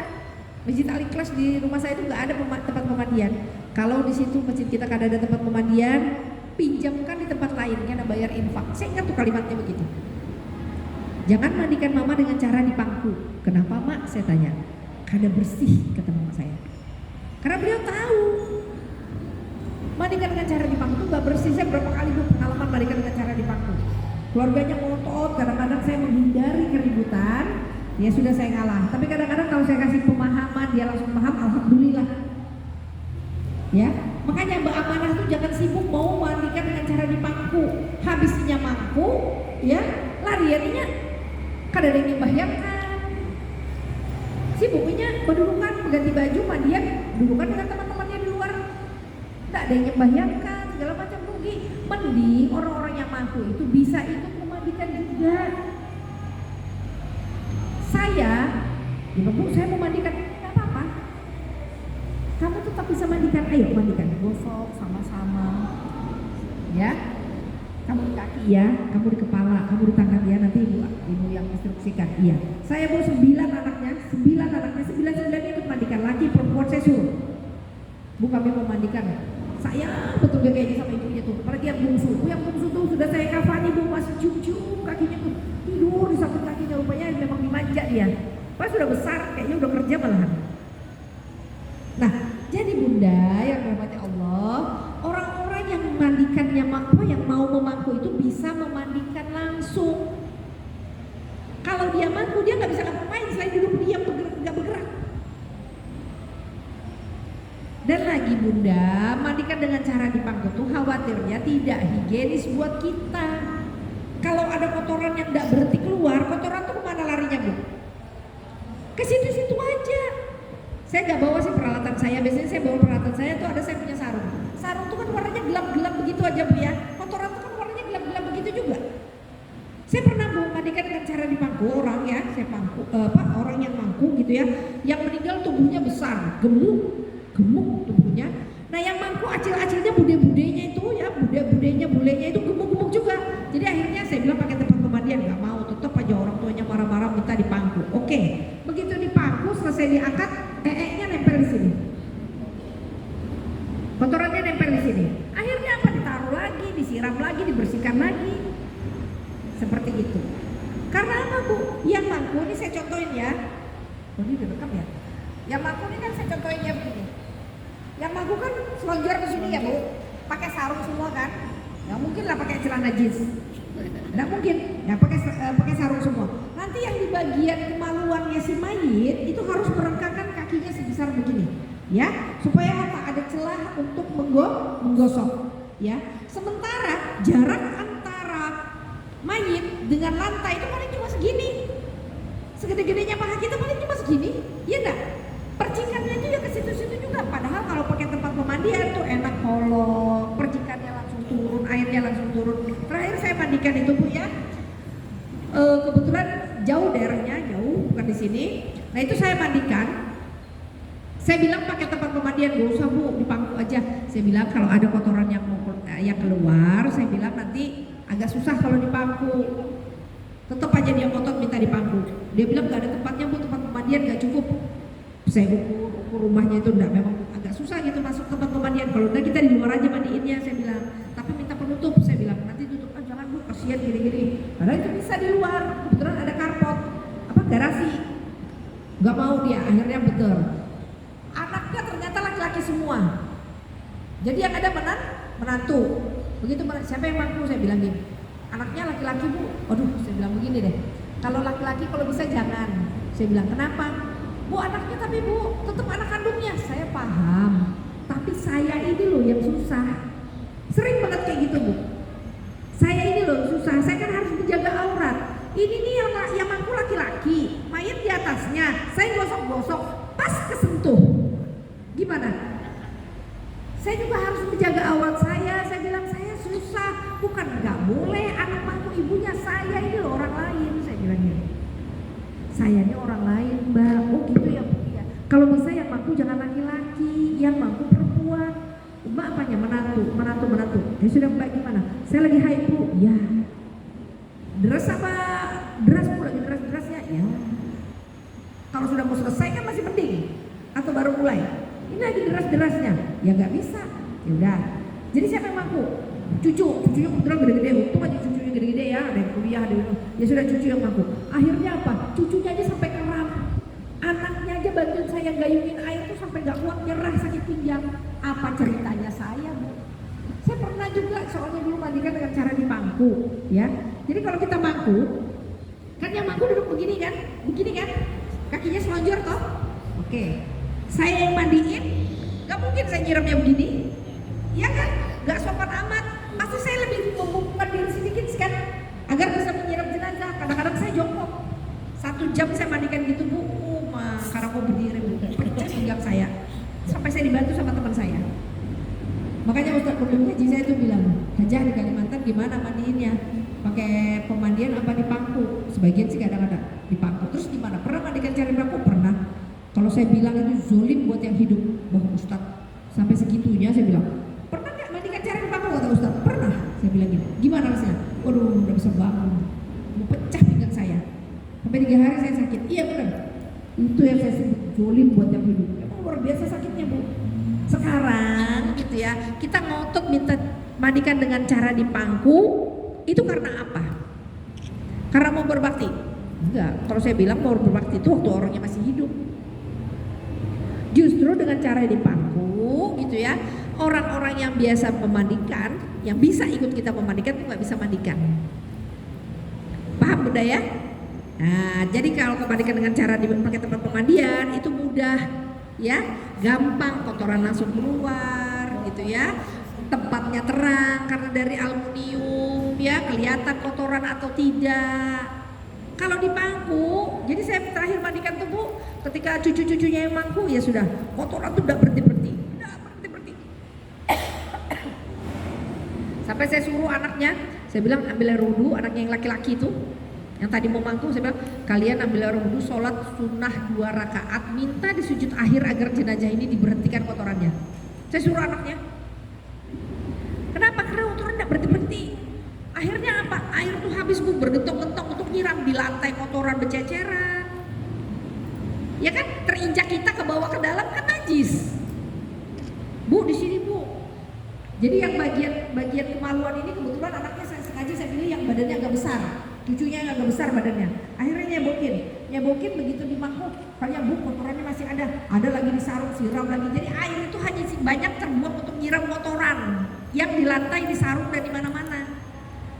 Sampai kehabisan air. Akhirnya teman saya ya teman saya Bu Haji Dona tuh nyerah, aduh nggak sanggup lagi, pinggangku pecah katanya. Dia memang suka sakit pinggang kan, namanya sudah tua, hampir 60, ya sudah saya nggak tahan lagi katanya. Begitu dia sudah nyerah, keluarganya gantikan. Baru sebentar ya tuh nyiram sudah sakit pinggang. Apa ceritanya saya yang jongkok berjam-jam? Sampai saya berdoa, ya Allah, berdoa semua dalam hati, saya bilang istighfar, istighfar, istighfar semuanya. Berdoa dalam hati agar kotoran ini diberhentikan. Alhamdulillah, dimiringkan kotoran keluar, apanya keluar terus. Kebetulan dia mualaf, ya. Makanya mudah-mudahan itu sebagai penghapus kesalahan dia. Mungkin kalau dia pernah makan sesuatu yang mungkin haram ketika dia belum Islam. Itu aja saya berdoanya. Sangka baiknya begitu aja. Nah jadi seperti itu. Itu yang pertama tadi ya, dengan cara dipaku. Banyak pengalaman saya memandikan dengan cara dipaku tuh, kalau saya ceritain tuh banyak sekali. Ya, termasuk kotoran yang membatu, ya, yang segede gini kotoran nggak bisa keluar, nyangkut di ujung anus, tapi udah kayak mulut ular gitu mangap, ya. Nah seperti itu. Kemudian pertanyaan yang kedua, gimana anak perempuan? Oh iya, waktu memandikan, kalau meninggalnya sore, ya, kalau meninggalnya sore, bolehkah dimandikannya besok pagi atau langsung malam itu juga? Gitu kan yang dimaksud pertanyaannya. Jadi kecuali meninggalnya malam hari atau sore hari, itu bisa ditangguhkan besok paginya. Ya, tadi kan saya ceritanya disuruh segerakan, semakin cepat dimandikan itu lebih baik karena semakin bersih lekas dia bersih dari kotoran-kotorannya atau dari najisnya, gitu ya. Nah, dikecualikan untuk yang meninggalnya sore hari atau malam hari. Ya, itu bisa ditangguhkan sampai besok paginya baru dimandikan. Saya biasanya kalau dihubungin ya malam atau misalnya subuh atau misalnya saya sore, saya bilang mau dimandikan kapan? Saya mau dikuburkan kapan? Pernah saya orang dikuburkan malam-malam jam 10 semak-semak lagi tempatnya Bu. Saya datengin, dikubur malam itu juga sebelum jam 12 malam. Pernah ketika saya habis buka puasa, sholat isya, tarawihnya saya tangguhkan, saya datengin. Jadi habis orang tarawih langsung dikuburkan. Pernah. Ya, jadi boleh ditangguhkan sampai besok paginya. Saya biasanya kalau dihubungin baginya ada yang meninggal dunia, oh jadi gimana? Mau dimandikan kapan? Besok pagi aja. Oke, habis subuh saya datang. Habis subuh Bu, terang-terang sedikit matahari, jangan jual kadang benar. Saya takutan juga kalau dibegal orang. Jadi terang-terang matahari saya datangin. Oh siap Pak, aduh Bu, siang-siang aja. Buat apa siang-siang? Tunggu orang banyak datang. Untuk apa orang banyak datang? Semakin tidak ada orang, semakin kita bisa menjaga fitnah kalau dia punya ada kekurangan dan fitnahnya. Seperti itu. Saya biasa dipanggil di daerah lain, bukan daerah saya. Tapi saya pastikan dulu di sana nggak ada orang yang biasa mandikan. Karena apa? Khawatirnya terjadi bentrok. Ya, dia merasa pekerjaannya diambil alih. Jadi seperti itu ya, kecuali yang meninggalnya sore, kayak kakak saya meninggalnya asar. Persis asar. Habis orang ajar asar gitu ya, meninggal. Gimana nih kita besok pagi kita. Nah, jadi pagi-pagi sudah saya mandikan. Setengah 7 sudah saya mandikan. Jam 6 tuh sudah saya siapin. Ya seperti itu, ya.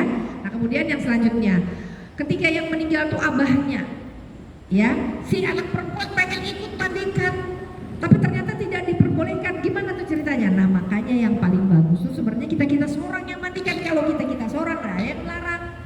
Tapi kalau kita manggil petugas tukang rukun kematian, ya, yang biasa mandikan orang masjid atau orang dari rukun kematian yang bapak-bapak, ini kada mau dicampuri, kada maunya dicampuri.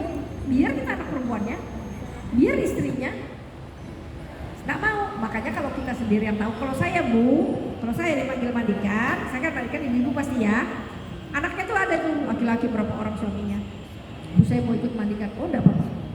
Apalagi kalau keluarganya enggak banyak, saya suruh suaminya yang nanti menahan, memiringkan ke kiri dan ke kanan. Anak-anak laki-lakinya saya suruh, kamu sini, gosok sini ya kakinya, ya. Kamu sini, kamu tangan sini, tangan kanannya, kamu kaki kanan, ya. Kamu keramasin kepalanya. Anak pertama, saya menantu Bu, oh sini, gosok sini, gosok pahanya. Semua dapat bagian, gak ada yang sakit hati saya larang. Nah kalau saya begitu. Tapi kalau karena kita tidak tahu, akhirnya kita panggil orang masjid, ya, kematian, hubungan bapak-bapak, keadaannya mau dicampuri bebinian. Makanya kalau kita tahu, kita yang bagus mandikan sendiri, seperti itu, ya. Gimana? Puas? Oke, silakan.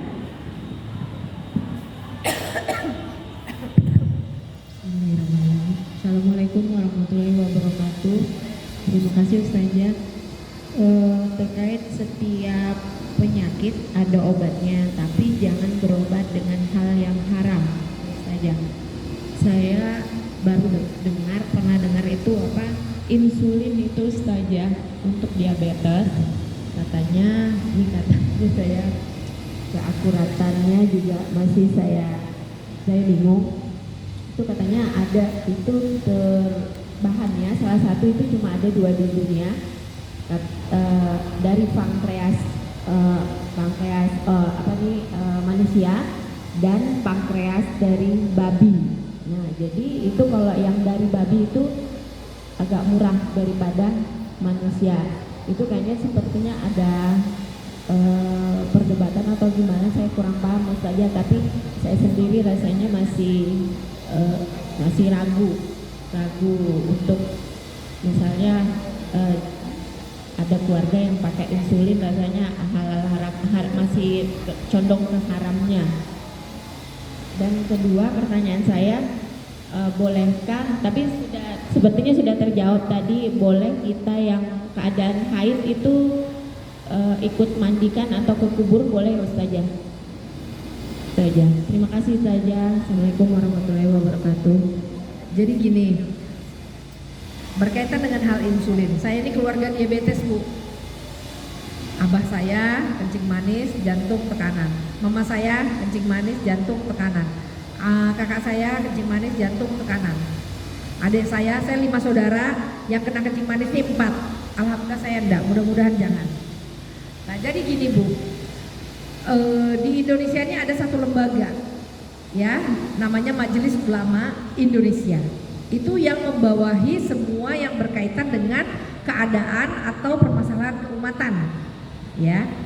Nah, seperti vaksin, kan ada sebagian orang yang tidak mau memvaksin bayinya, ya, karena mengkhawatirkan zat atau asal dari pembuatan vaksin tersebut, gitu ya.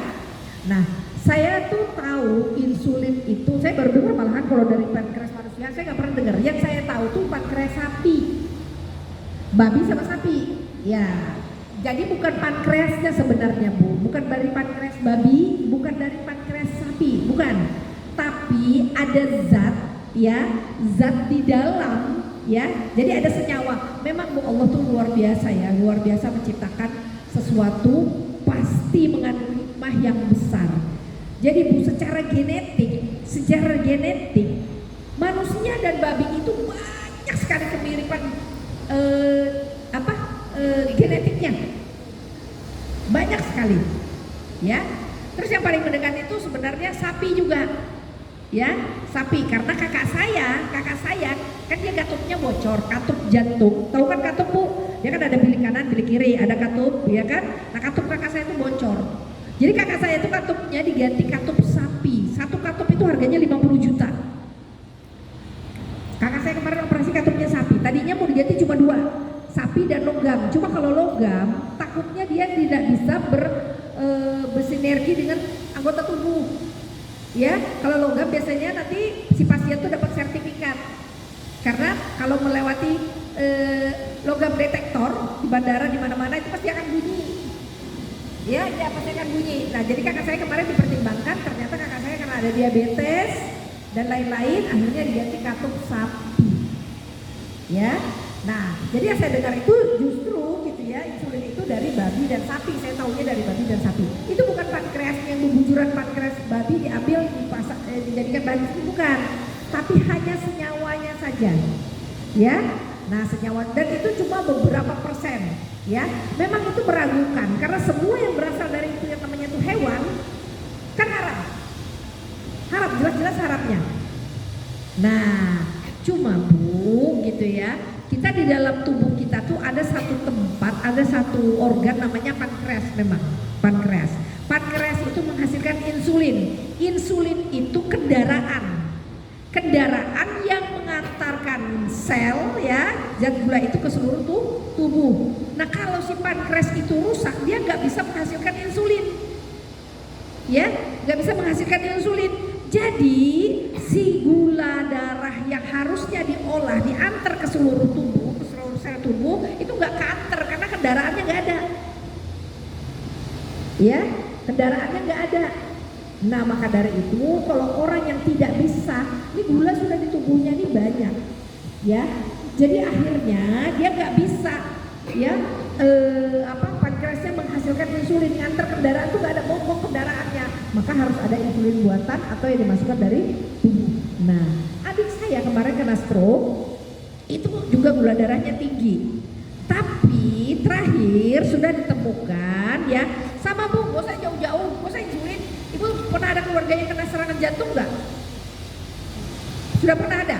Ada yang namanya bom. Mereka orang kedokteran nyebutnya bom. Bom itu disuntik di sini Bu, di dekat pusat.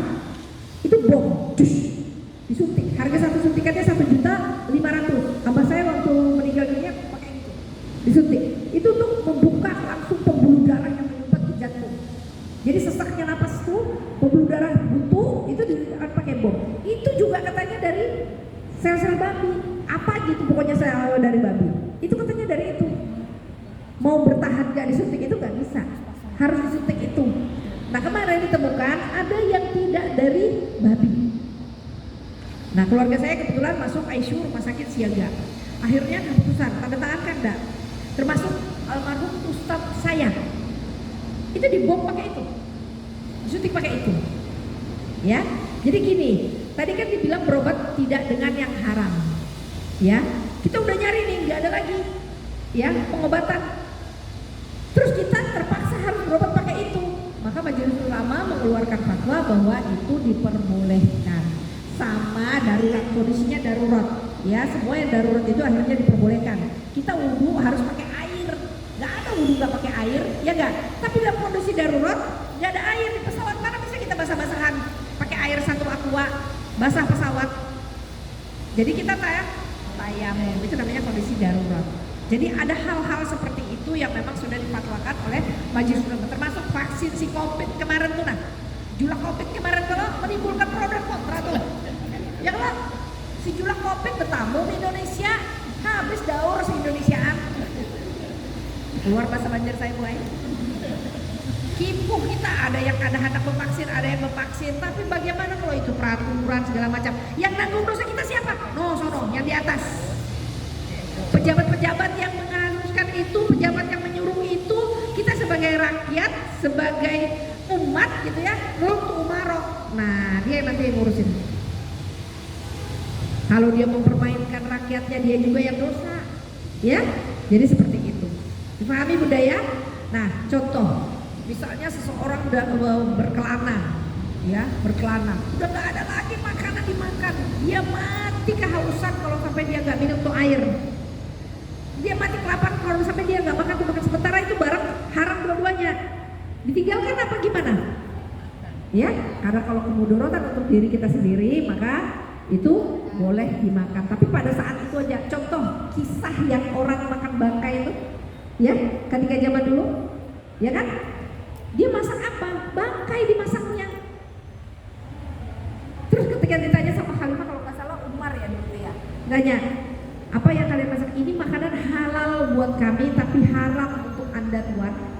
Kenapa? Karena itu bangkainya nggak ada lagi makanan yang dimakan, akhirnya dimakan sama dia. Sampai menangis, kemudian si Khalifah membawakan makanan ke tempat si keluarga tersebut. Nah seperti itu, ya, itu kisahnya. Nah jadi udah sekarang rahmati Allah, ketika kita sudah, ya kalau sudah masuk rumah sakit, nggak ada lagi obat, itu yang disuntikan mau nggak mau. Termasuk ustaz saya, dia nggak mau katanya disuntikan pakai itu. Bagaimana nggak disuntikan? Orang dia sudah pegang-pegang, napasnya sudah satu-satu, akhirnya cek, dibom pakai itu. Seperti ini, ya. Rata-rata sih obat-obatan tuh, ya karena yang menemukan obat mereka-mereka itu. Padahal mungkin kalau kita yang menemukan itu bisa jadi tidak terbuat dari itu, gitu ya. Nah seperti itu. Wallahu a'lam bishawab, ya. Semoga Allah memberikan petunjuk kepada kita, gitu ya. Memberikan yang paling utama itu memberikan kesehatan buat kita, agar kita tidak sakit. Kita senantiasa berdoa, mudah-mudahan kita sehat, mudah-mudahan kita sehat, kita bisa bermanfaat untuk umat, gitu ya. Kita bisa bermanfaat untuk orang sekitar kita, gitu.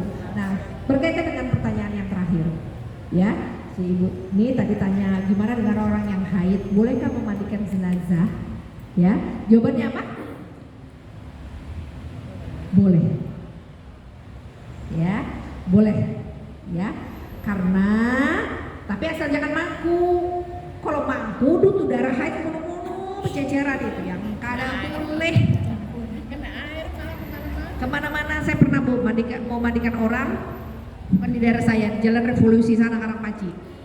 Bu mandikan gini-gini, oh iya sudah. Begitu tempat pemandian mau masuk, ya, tempat pemandian mau masuk, si bapaknya, si suami almarhum teriak-teriak, kada bisa, udah mau pakai bahasa Jawa katanya.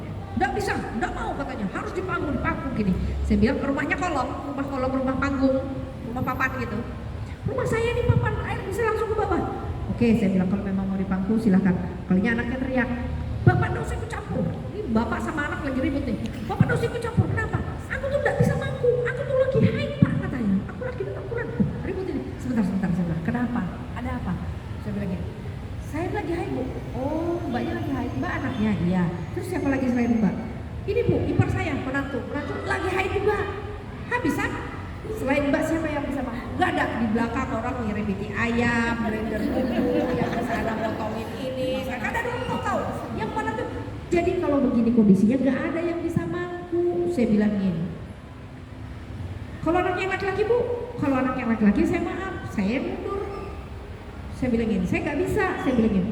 Jadi pakai tempat pemandian aja. Akhirnya bapaknya ibu, bapak di luar aja, bapak suruh kami yang ngurusin. Akhirnya ribut anak sama bapak. Halnya, aku bilang mbak haidnya deras bu, lagi deras-derasnya. Aku bilang nggak bisa. Darah haid itu yang kemana-mana berceceran. Kalau orangnya mah nggak najis. Saya datang tadi. Terus saya sudah wudhu dari rumah. Saya salaman sama Ibu Supina, ya kan? Salaman. Misalnya nanti sampai zuhur, saya mau sholat. Ibu sholat? Ah enggak, kata Bu Supina. Begini aja, saya lagi haid. Waduh, kenapa salaman sama saya? Najis, batal nggak saya bu? Ya. Marah nggak Bu Supina kalau saya bilang najis? Najisnya kan beliau? Ada. Kita tuh kadang-kadang banyak repotnya bu Ai. Ya, orang haid loh, udah ada tulisannya di sini. Belah apapun. Ya kan? Ibu saya itu paling berani orangnya. Beliau tuh mandi orang meninggal. Ibu saya kan namanya Sita Isa. Acilesa, saya ini haid, saya mau cium aja kata ibu saya. Sekali lagi ngomong, begitu mau siapa lagi yang cium? Nanti kalau mau tutup sudah nggak ada lagi yang cium. Acilesa saya cium aja kata ibu saya. Langsung, cium aja kata ibu saya tanggung dosanya. Saya itu berani. Cium aja kata ibu saya tanggung dosanya.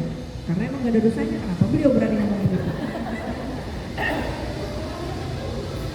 Sekarang gini bu, kadang-kadang kita tuh belajar tuh ujar kurang. Nah, itu yang repot. Ujar kurang ada boleh jar orang haid cium jenazah. Emang ada tulisannya? Ada riwayatnya nggak ada? Cium aja. Yang haid itu adalah, yang najis itu adalah darah haidnya ketika mengotori tempat sholat. Termasuk ketika ke kubur khawatirnya kita tidak bisa menguasai diri. Kita tidak tahu, ternyata tembus segala macam. Nah itu ya kalau bisa jangan. Jadi kalau haid bolehkah ke kubur? Sebaiknya ditunda karena itu masih bisa ditunda. Ya, masih bisa ditunda. Kalau kayak saya, dia mana ibu saya? Ki, kalau mama meninggal kamu yang mandikan mama. Bisa nggak saya pesan sama malaikat Israel? Malaikat bisakah? Benego saya dengan malaikat. Bisakah kalau mama saya dicabut nyawanya jangan tanggal sekian sampai tanggal sekian? Atau kira-kira jangan pakai haid? Bisa kan? Nggak bisa.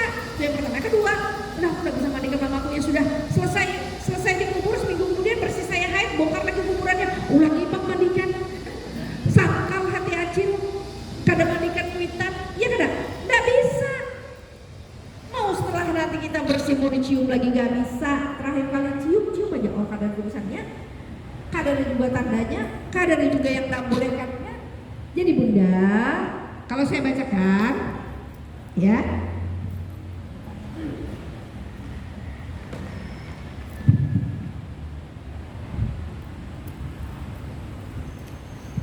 Disunahkan, nah ini saya bacakan. Petugas memandikan disunahkan tidak berhadas besar, baik haid, wiladah, nifas, dan junub, serta disunahkan berwudu dahulu. Jadi kalau kita memandikan jenazah itu sunnah kalau kita wudu dulu bu ya. Ibu-ibu tahu enggak artinya sunnah? Sunnah itu kalau kita kerjakan mendapat pahala, ditinggalkan tidak apa-apa atau tidak berdosa. Jadi tidak apa-apa orang haid memandikan jenazah. Ya, kalau junub ya tahu-tahu dirilah dulu junub lah, mandi aja dulu di rumah. Cil, tolong ipang Cil Kiki kita anu lah memandikan jenazah. Ayo ada acil junub pada nyari beriam aja.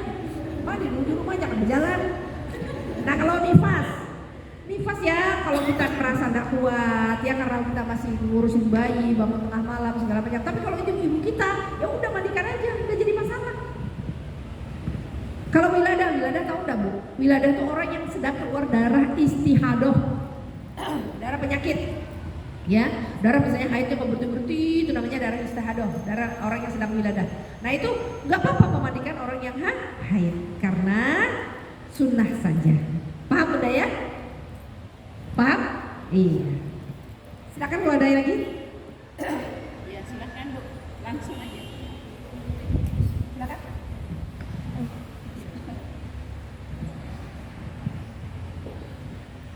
Ya, bismillah. Mau bertanya saja, kan sering kalau di tempat orang meninggal itu disediakan apa tuh, pandan, terus diikat sambil dibacakan salawat. Nah, karena saya tuh jarang-jarang juga kan, jadi kalau ketemu gitu rasa mau ikut itu, ini bener apa enggak, mau enggak diikuti juga enggak enak juga sama yang sekitar, kan sekitarnya pada sibuk mengikat-ikat daun pandan itu. Apakah itu benar, apakah ada syariatnya atau tidak? Terus yang berikutnya, saya pernah ikut pelatihan mengurus jenazah, cuma kan kalau di sekitar kita kan sudah ada rukun kematian, terus jadi jadi kalau mau ikut juga sudah ada yang mengurusin gitu kan, jadi sudah punya ada ilmunya gitu. Jadi berhubung kita juga kan masih muda, orang kadang kalau yang muda kan minggir dulu lah gitu. Ya mungkin itu aja, bagaimana sikapnya seharusnya gitu. Ya jadi baik pertanyaannya tentang daun pandan yang diikat-ikat. Ya, saya juga dulu bingung Bu, itu tuh untuk apa sih gitu ya. Cuma kita mengambil yang simpelnya aja. Itu tuh daripada sebenarnya nggak ada, kalau ditanya ada syariatnya nggak ada syariatnya sebenarnya ya. Cuma daripada kita bekesahan tidak jelas ya, akhirnya menggunjing atau membicarakan orang apalagi si mayit, maka lebih baik kita mengerjakan sesuatu sambil bacaan. Nggak ngikat itu juga nggak apa-apa, kita baca aja sendiri ya. Nah jadi seperti itu. Saya tuh ngambil simpelnya seperti itu. Saya nggak tahu juga sebenarnya itu untuk apa, dan itu ada kebiasaan masyarakat cuma di sini aja. Di tempat lain mungkin tidak seperti itu. Entah kalau yang di Jawa ya saya kurang paham gitu ya. Itu hanya tradisi aja. Apalagi kalau di Arab Saudi mana ada. Ya, hari-hari tiap menit kalau kita haji tuh jenazah tuh lewat aja terus. Ya, orang disolatkan di haram. Ya, jadi nggak ada, itu bukan kebiasaan dari, maksudnya kalau kebiasaan Islam bukan gitu ya. Tapi kalau kita ngambil simpelnya saja, daripada kita mengerjakan sesuatu yang tidak yang unfaedah gitu ya, tidak berfaedah, mungkin lebih baik kita berzikir sambil mengerjakan. Kalau gitu kan kita jadi fokus gitu ya untuk melakukan sesuatu. Tapi kalau kita berzikir aja gitu ya, kadang-kadang kita dengar orang cerita kita timpalin. Nah seperti itu. Ya, insya Allah seperti itu. Saya juga terus terang nggak paham tuh, ya, nggak paham daun pandan ikat itu untuk apa. Ya, kalau saya ngambil hikmahnya, simpelnya seperti itu, daripada kita berbicara yang tidak-tidak. Itu yang pertama. Yang kedua tadi pertanyaannya tentang kita sudah pernah ikut pelatihan, tapi di masyarakat kita sudah ada rukun kematian gitu ya. Nah, mungkin saja gitu ya, orang belum tahu kalau kita sudah bisa, itu yang pertama. Kalau tadi dikatakan yang muda, minggir dulu. Kalau saya biasa ngisi pelatihan, saya bilang kayak iklan-iklan itu loh. Iklan rokok tuh kadang-kadang yang muda tidak dipercaya. Nah itu kayak saya katakan, saya seperti itu.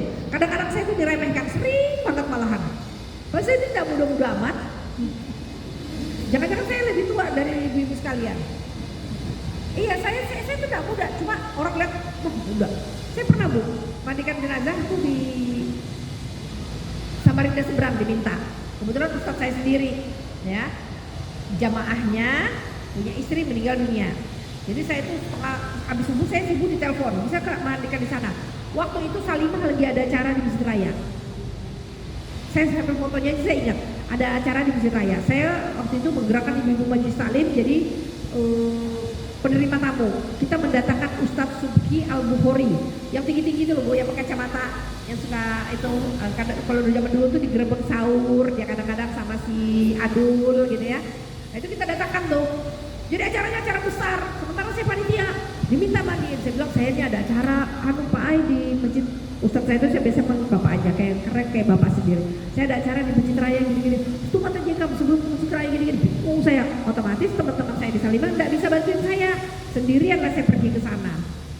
Sendirian saya ke sana, ternyata dia bilang, Pak, kalau ada orang kampung lebih baik orang kampung aja, saya ini kada nyaman. Nanti biasanya mereka tuh pasti nggak suka kalau ada orang luar. Dan bener saja ibu sekalian. Begitu saya datang nenek-nenek segerombolan bertiga. Nah, ikamai ya saya masalah nih. Bemamai. Itu mana orang dalamnya? Nah, ikamai ya saya. Diam saya. Nah, itu pinggirannya kan dipotong semua angka. Sampai saya tuh mules di rumah orang. Saya bilang, ya Allah, saya bilang ini kayak apa, kayak gini. Saya sudah bilang, oh silakan Bu, kita bersamaan aja. Makanya kalau kada tahu tuh, kerusuhan tuh pada bisa. Sama adik saya belum ada ngomong apa-apa loh ya. Belum ada ngomong apa-apa. Mancing-mancing nih, udah diam aja saya. Akhirnya saya keluar. Saya temuin lah si suaminya almarhum, si bapak itu. Pak, saya sudah bilang, bapak ini kan di kampung sini biasanya ada tukang mandiin. Saya di posisinya sulit Pak, saya dari tadi dicaurin. Jadi saya serahkan aja ke beliau, saya mundur. Oh, enggak mau saya Bu, justru saya manggil ibu karena saya mau sesuai sunnah. Dia bilang, saya enggak mau dicampur-campuri sama hal-hal yang tidak-tidak. Dia bilang gitu kan. Tapi posisi ulun sulit Pak. Ulunnya orang luar, pendatang, sidin ketiga, pasti repot gitu kan. Nah, tetap aja. Kalau gitu saya masuk ke dalam, saya usir mereka bertiga. Jangan kayak itu Pak. Usir. Sampai sini anak mengusir. Saya usir mereka bertiga. Gini aja Pak, jangan begitu. Biar diam di kampung sini. Bapak tinggal di kampung sini. Tidak baik Bapak nanti dengan orang-orang kampung sini. Kalau sampai itu terjadi, susah Bu, saya tidak mau. Ini istri saya Bu, saya ahlul baitnya. Saya paham, saya bilang, tapi kan posisi saya terjepit di situ. Saya sendirian. Mereka bertiga, tempat saya nggak ada. Sampai nanti bantuin saya juga saya nggak tahu. Saya bilangin kan. Akhirnya pamitlah dengan berat hati saya pulang. Gerimis itu Bu, pulang mandi saya di rumah. Ke Masjid Raya. Sampai di Masjid Raya, gitu kan? Sampai di Masjid Raya sudah selesai semua acara, pulang ke rumah siang. Pulang saya kecapean saya itu berbah di lantai gitu kan, berbah. Kemudian ada keluarga saya tuh datang. Aku tadi melayat Ki, katanya yang pergi nenek-nenek bertiga. Saya itu karena saya capek, enggak saya dengarin omongan dia tuh nah Bu, enggak ngeh biar kita banjar tuh nah. Enggak ngeh saya tuh enggak dok gitu nah, apa yang dia ceritain. Masa Ki cincin kawinnya diambil padahal cincin kawinnya tebel katanya. Dan juga saya tuh menyambung telinga saya nih. Oh iya Kak, dia ngomel-ngomel terus, pembualan ya, gaya-gaya anak muda sok mau mandikan. Orang tuh kalau nggak tahu jangan bilang diam aja saya itu. Jadi saya tuh kan, kasihan juga pikir saya dia sudah kesah terus kalau kada seheran ini. Saya tanggapi ya, di mana? Saya tanyain, di mana kamu melayat gede? Saya bilangin kan, sana Samarinda seberang jemaahnya pengajian Pak Ojek. Hah? Samarinda seberang kan bilangin. Oh, Kak Samarinda seberang? Iya. Loh, aku tadi dipanggil loh Samarinda seberang suruh mandikan. Oh yang bapak itu, iya itu sudah. Oh rupanya yang diomelin itu kamu Ki katanya. Pokoknya dia ngomelin saya, mau sudah saya pergi itu masih aja pemamai. Katanya so tahu anak muda mandi, nah itu sudah muda tidak dipercaya seperti itu. Ya. Padahal insya Allah kita belajar menerapkan sesuai yang tuntunan oleh sunnah seperti itu. Ya, jadi cincin kawinnya jar diambil. Saya ikut ke belakang aja Bu, ke kamar mandi, paparnya aja jeblok. Masa iya cincin kawin orang anaknya masih kecil-kecil. Nah itu memang ada kebiasaan di masyarakat ya. Kadang-kadang gitu ya. Sebagai tanda terima kasih dia dimandikan, dia tuh nyerahkan cincinnya. Saya sudah pernah 2 kali dikasih cincin juga Bu. Ya, kebetulan waktu itu orang Bugis rasanya. Diantar cincin ke rumah, sudah berapa hari gitu baru ini nah. Loh, saya bilang apa nih, saya enggak nerima gini-gini, saya enggak mau. Saya bilang, "Udah Bu, ini sudah amanahnya yang si mayit," katanya. Nah, itu dikasihin ke saya tuh. Ya sudah kita pakai aja, kita terimakan. Karena nenek saya itu tukang mandi orang meninggal Bu. Jadi nenek saya itu dulu mandikan, dia punya sahabat, dia temannya. Nah temannya itu kan punya cincin. Karena siapa yang mandikan aku, yang memeradu aku, tau lah yang meradu, yang nyebokin, cincin ini barikan ke inya. Dia amanah sama anak-anaknya, beramanah sama anak-anaknya. Jadi cincin itu emas bahan itu Bu. Matanya hijau, merah, hijau warnanya, 3 matanya tuh. Pel-pel tuh matanya batu-batu biasa aja. Cincin itu dikasihkan ke nenek saya. Sebagai tanda terima kasih ada orang yang bukan keluarga bahkan menceboki dia gitu loh. Ya dengan rela menceboki dia, itu dikasihkan cincinnya. Biasa dia beramanah gitu, bagus lah kalau bisa beramanah gitu kan. ini cincin dibarikan ke Inya, kata sahabat nenek saya. Jadi cincin itu dipakai nenek saya. Nenek saya beramal lagi gitu. Nanti kalau aku mati siapa yang memeradu aku? Kan anak perempuannya tuh 4, tapi 1 di Aceh, 1 di sini, 2 ibu saya sama adiknya ibu saya. Siapa yang mandikan aku karena ambil cincin ini geser Inya. Nah ibu saya kan tukang mandiin kan. Jadi begitu mau ibu nenek saya meninggal dunia, ibu saya posisinya di Samarinda. Lambat kan ke Balikpapan tuh kan? Karena saya ini orang Balikpapan. Jadi di Balikpapan yang duluan nyebokin adiknya. Begitu sudah selesai dimandikan, ibu saya baru nyampe, sama saya tuh baru nyampe. Jadi adiknya yang pakai cincin.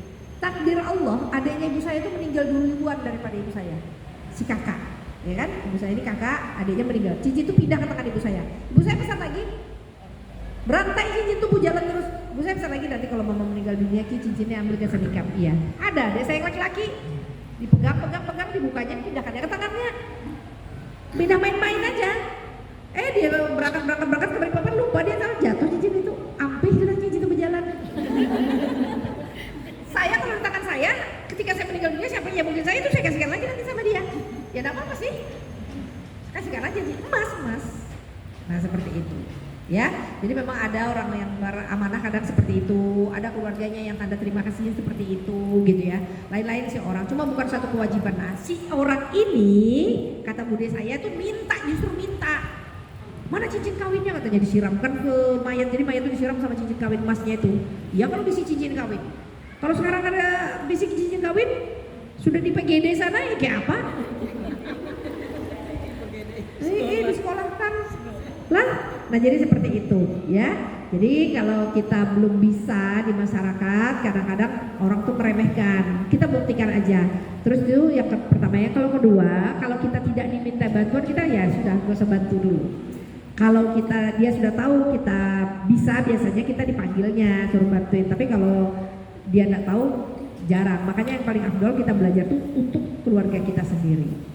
Seperti itu, ya. Mungkin itu cukup ya. Kalau seumpamanya kita bilang Cil umpat Cil biar perlu belajar gitu kan, bisa boleh nggak tuh? Boleh. Terus ada lagi ada temuan nih, ada yang meninggal, istri yang meninggal. Kebetulan orang itu lumayan berada lah. Terus waktu memandikan, si pemandi ini minta sekian gram, hampir separuh emas yang milik si mayat itu harus diserahkan kepada yang memandikan dengan alasan untuk menebus dosa-dosanya. Aduh. Dia punya alasan nih untuk menebus dosa-dosanya. Karena si ahli-ahli waris mendengar itu menebus dosa, itu hampir semua emas itu diserahkan ke si pemandi. Itu ada temuan kayak gitu di daerah kampung. Oh, seperti itu. Baru dengar saya, Bu. 48 tahun sudah umur saya itu baru dengar saya hari ini. 20 tahun sudah saya mandikan orang meninggal. Saya 20 tahun sudah, Bu. Pertama kali yang saya mandikan itu almarhum ibu saya sendiri.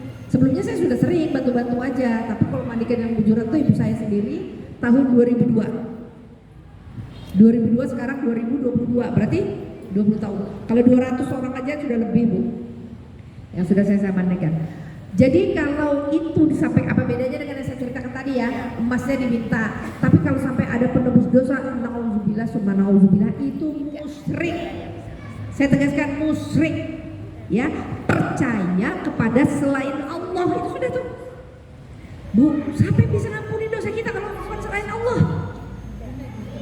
Nabi aja gak bisa mengampuni dosa kita. Allah yang bisa menghapuskan dosa dan kesalahan kita, yang paling berkenan, yang punya hak prerogatif itu cuma Allah. Itu jelas-jelas kemusyrikan, nggak ada itu. Ya, jangan dipercaya. Ya kita nggak tahu ya akhir hidupnya si tukang mandiinnya kalau sampai berbuat seperti itu, nauzubillah summa nauzubillah. Dosanya dia sendiri aja kita nggak tahu bisa diampuni atau tidak, apatah lagi dosa orang. Sekarang yang mengukur banyak tidaknya dosa kita itu bukan kita juga, Allah. Jangan-jangan ada satu perbuatan yang sebenarnya kita anggap itu amal soleh, tapi ternyata itu dosa. Karena apa? Kita tidak ikhlas gitu ya.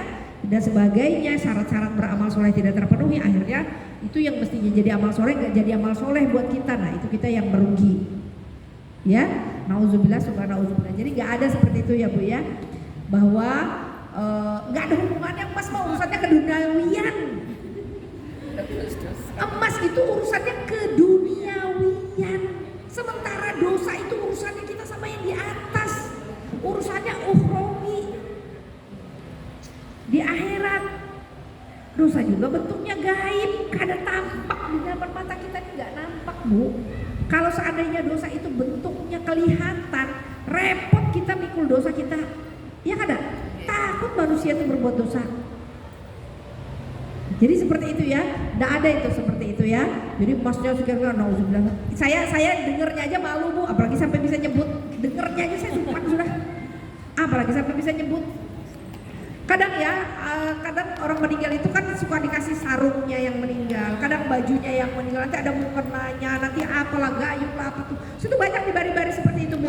Kalau bisa saya sedekahkan lagi. Kalau mukenanya saya sedekahkan atau saya pakaikan sembahyang, habis itu saya berikan kurang. Bajunya saya pakaikan bila sedang. Kalau kada sedang karena kalau dipaksa. Ya sarungnya tuh banyak, di rumah nanti ada orang meninggal, pakaikan lagi, dikembalikan orang ya syukur, dan dikembalikan ya sudah. Seperti itu. Jadi tidak usah yang kita minta-minta. Itu bentuk tanda terima kasih kita, manusiawi seperti itu normal, tapi ya jangan diminta. Kadang Bu, kadang gitu ya. Memang kalau kata ustaz saya tuh wajar kalau kita misalnya melakukan pekerjaan, kadang-kadang dikasih uang gitu ya, dikasih sesuatu sama yang apa yang ahlul baitnya segala macam, wajar.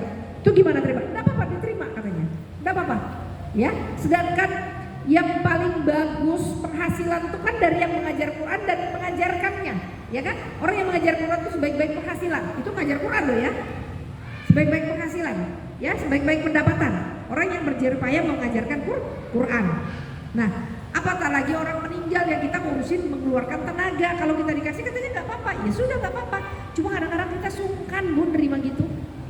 Kadang-kadang saya juga lihat kalau orang tuh nggak mampu, saya nggak mau nerima.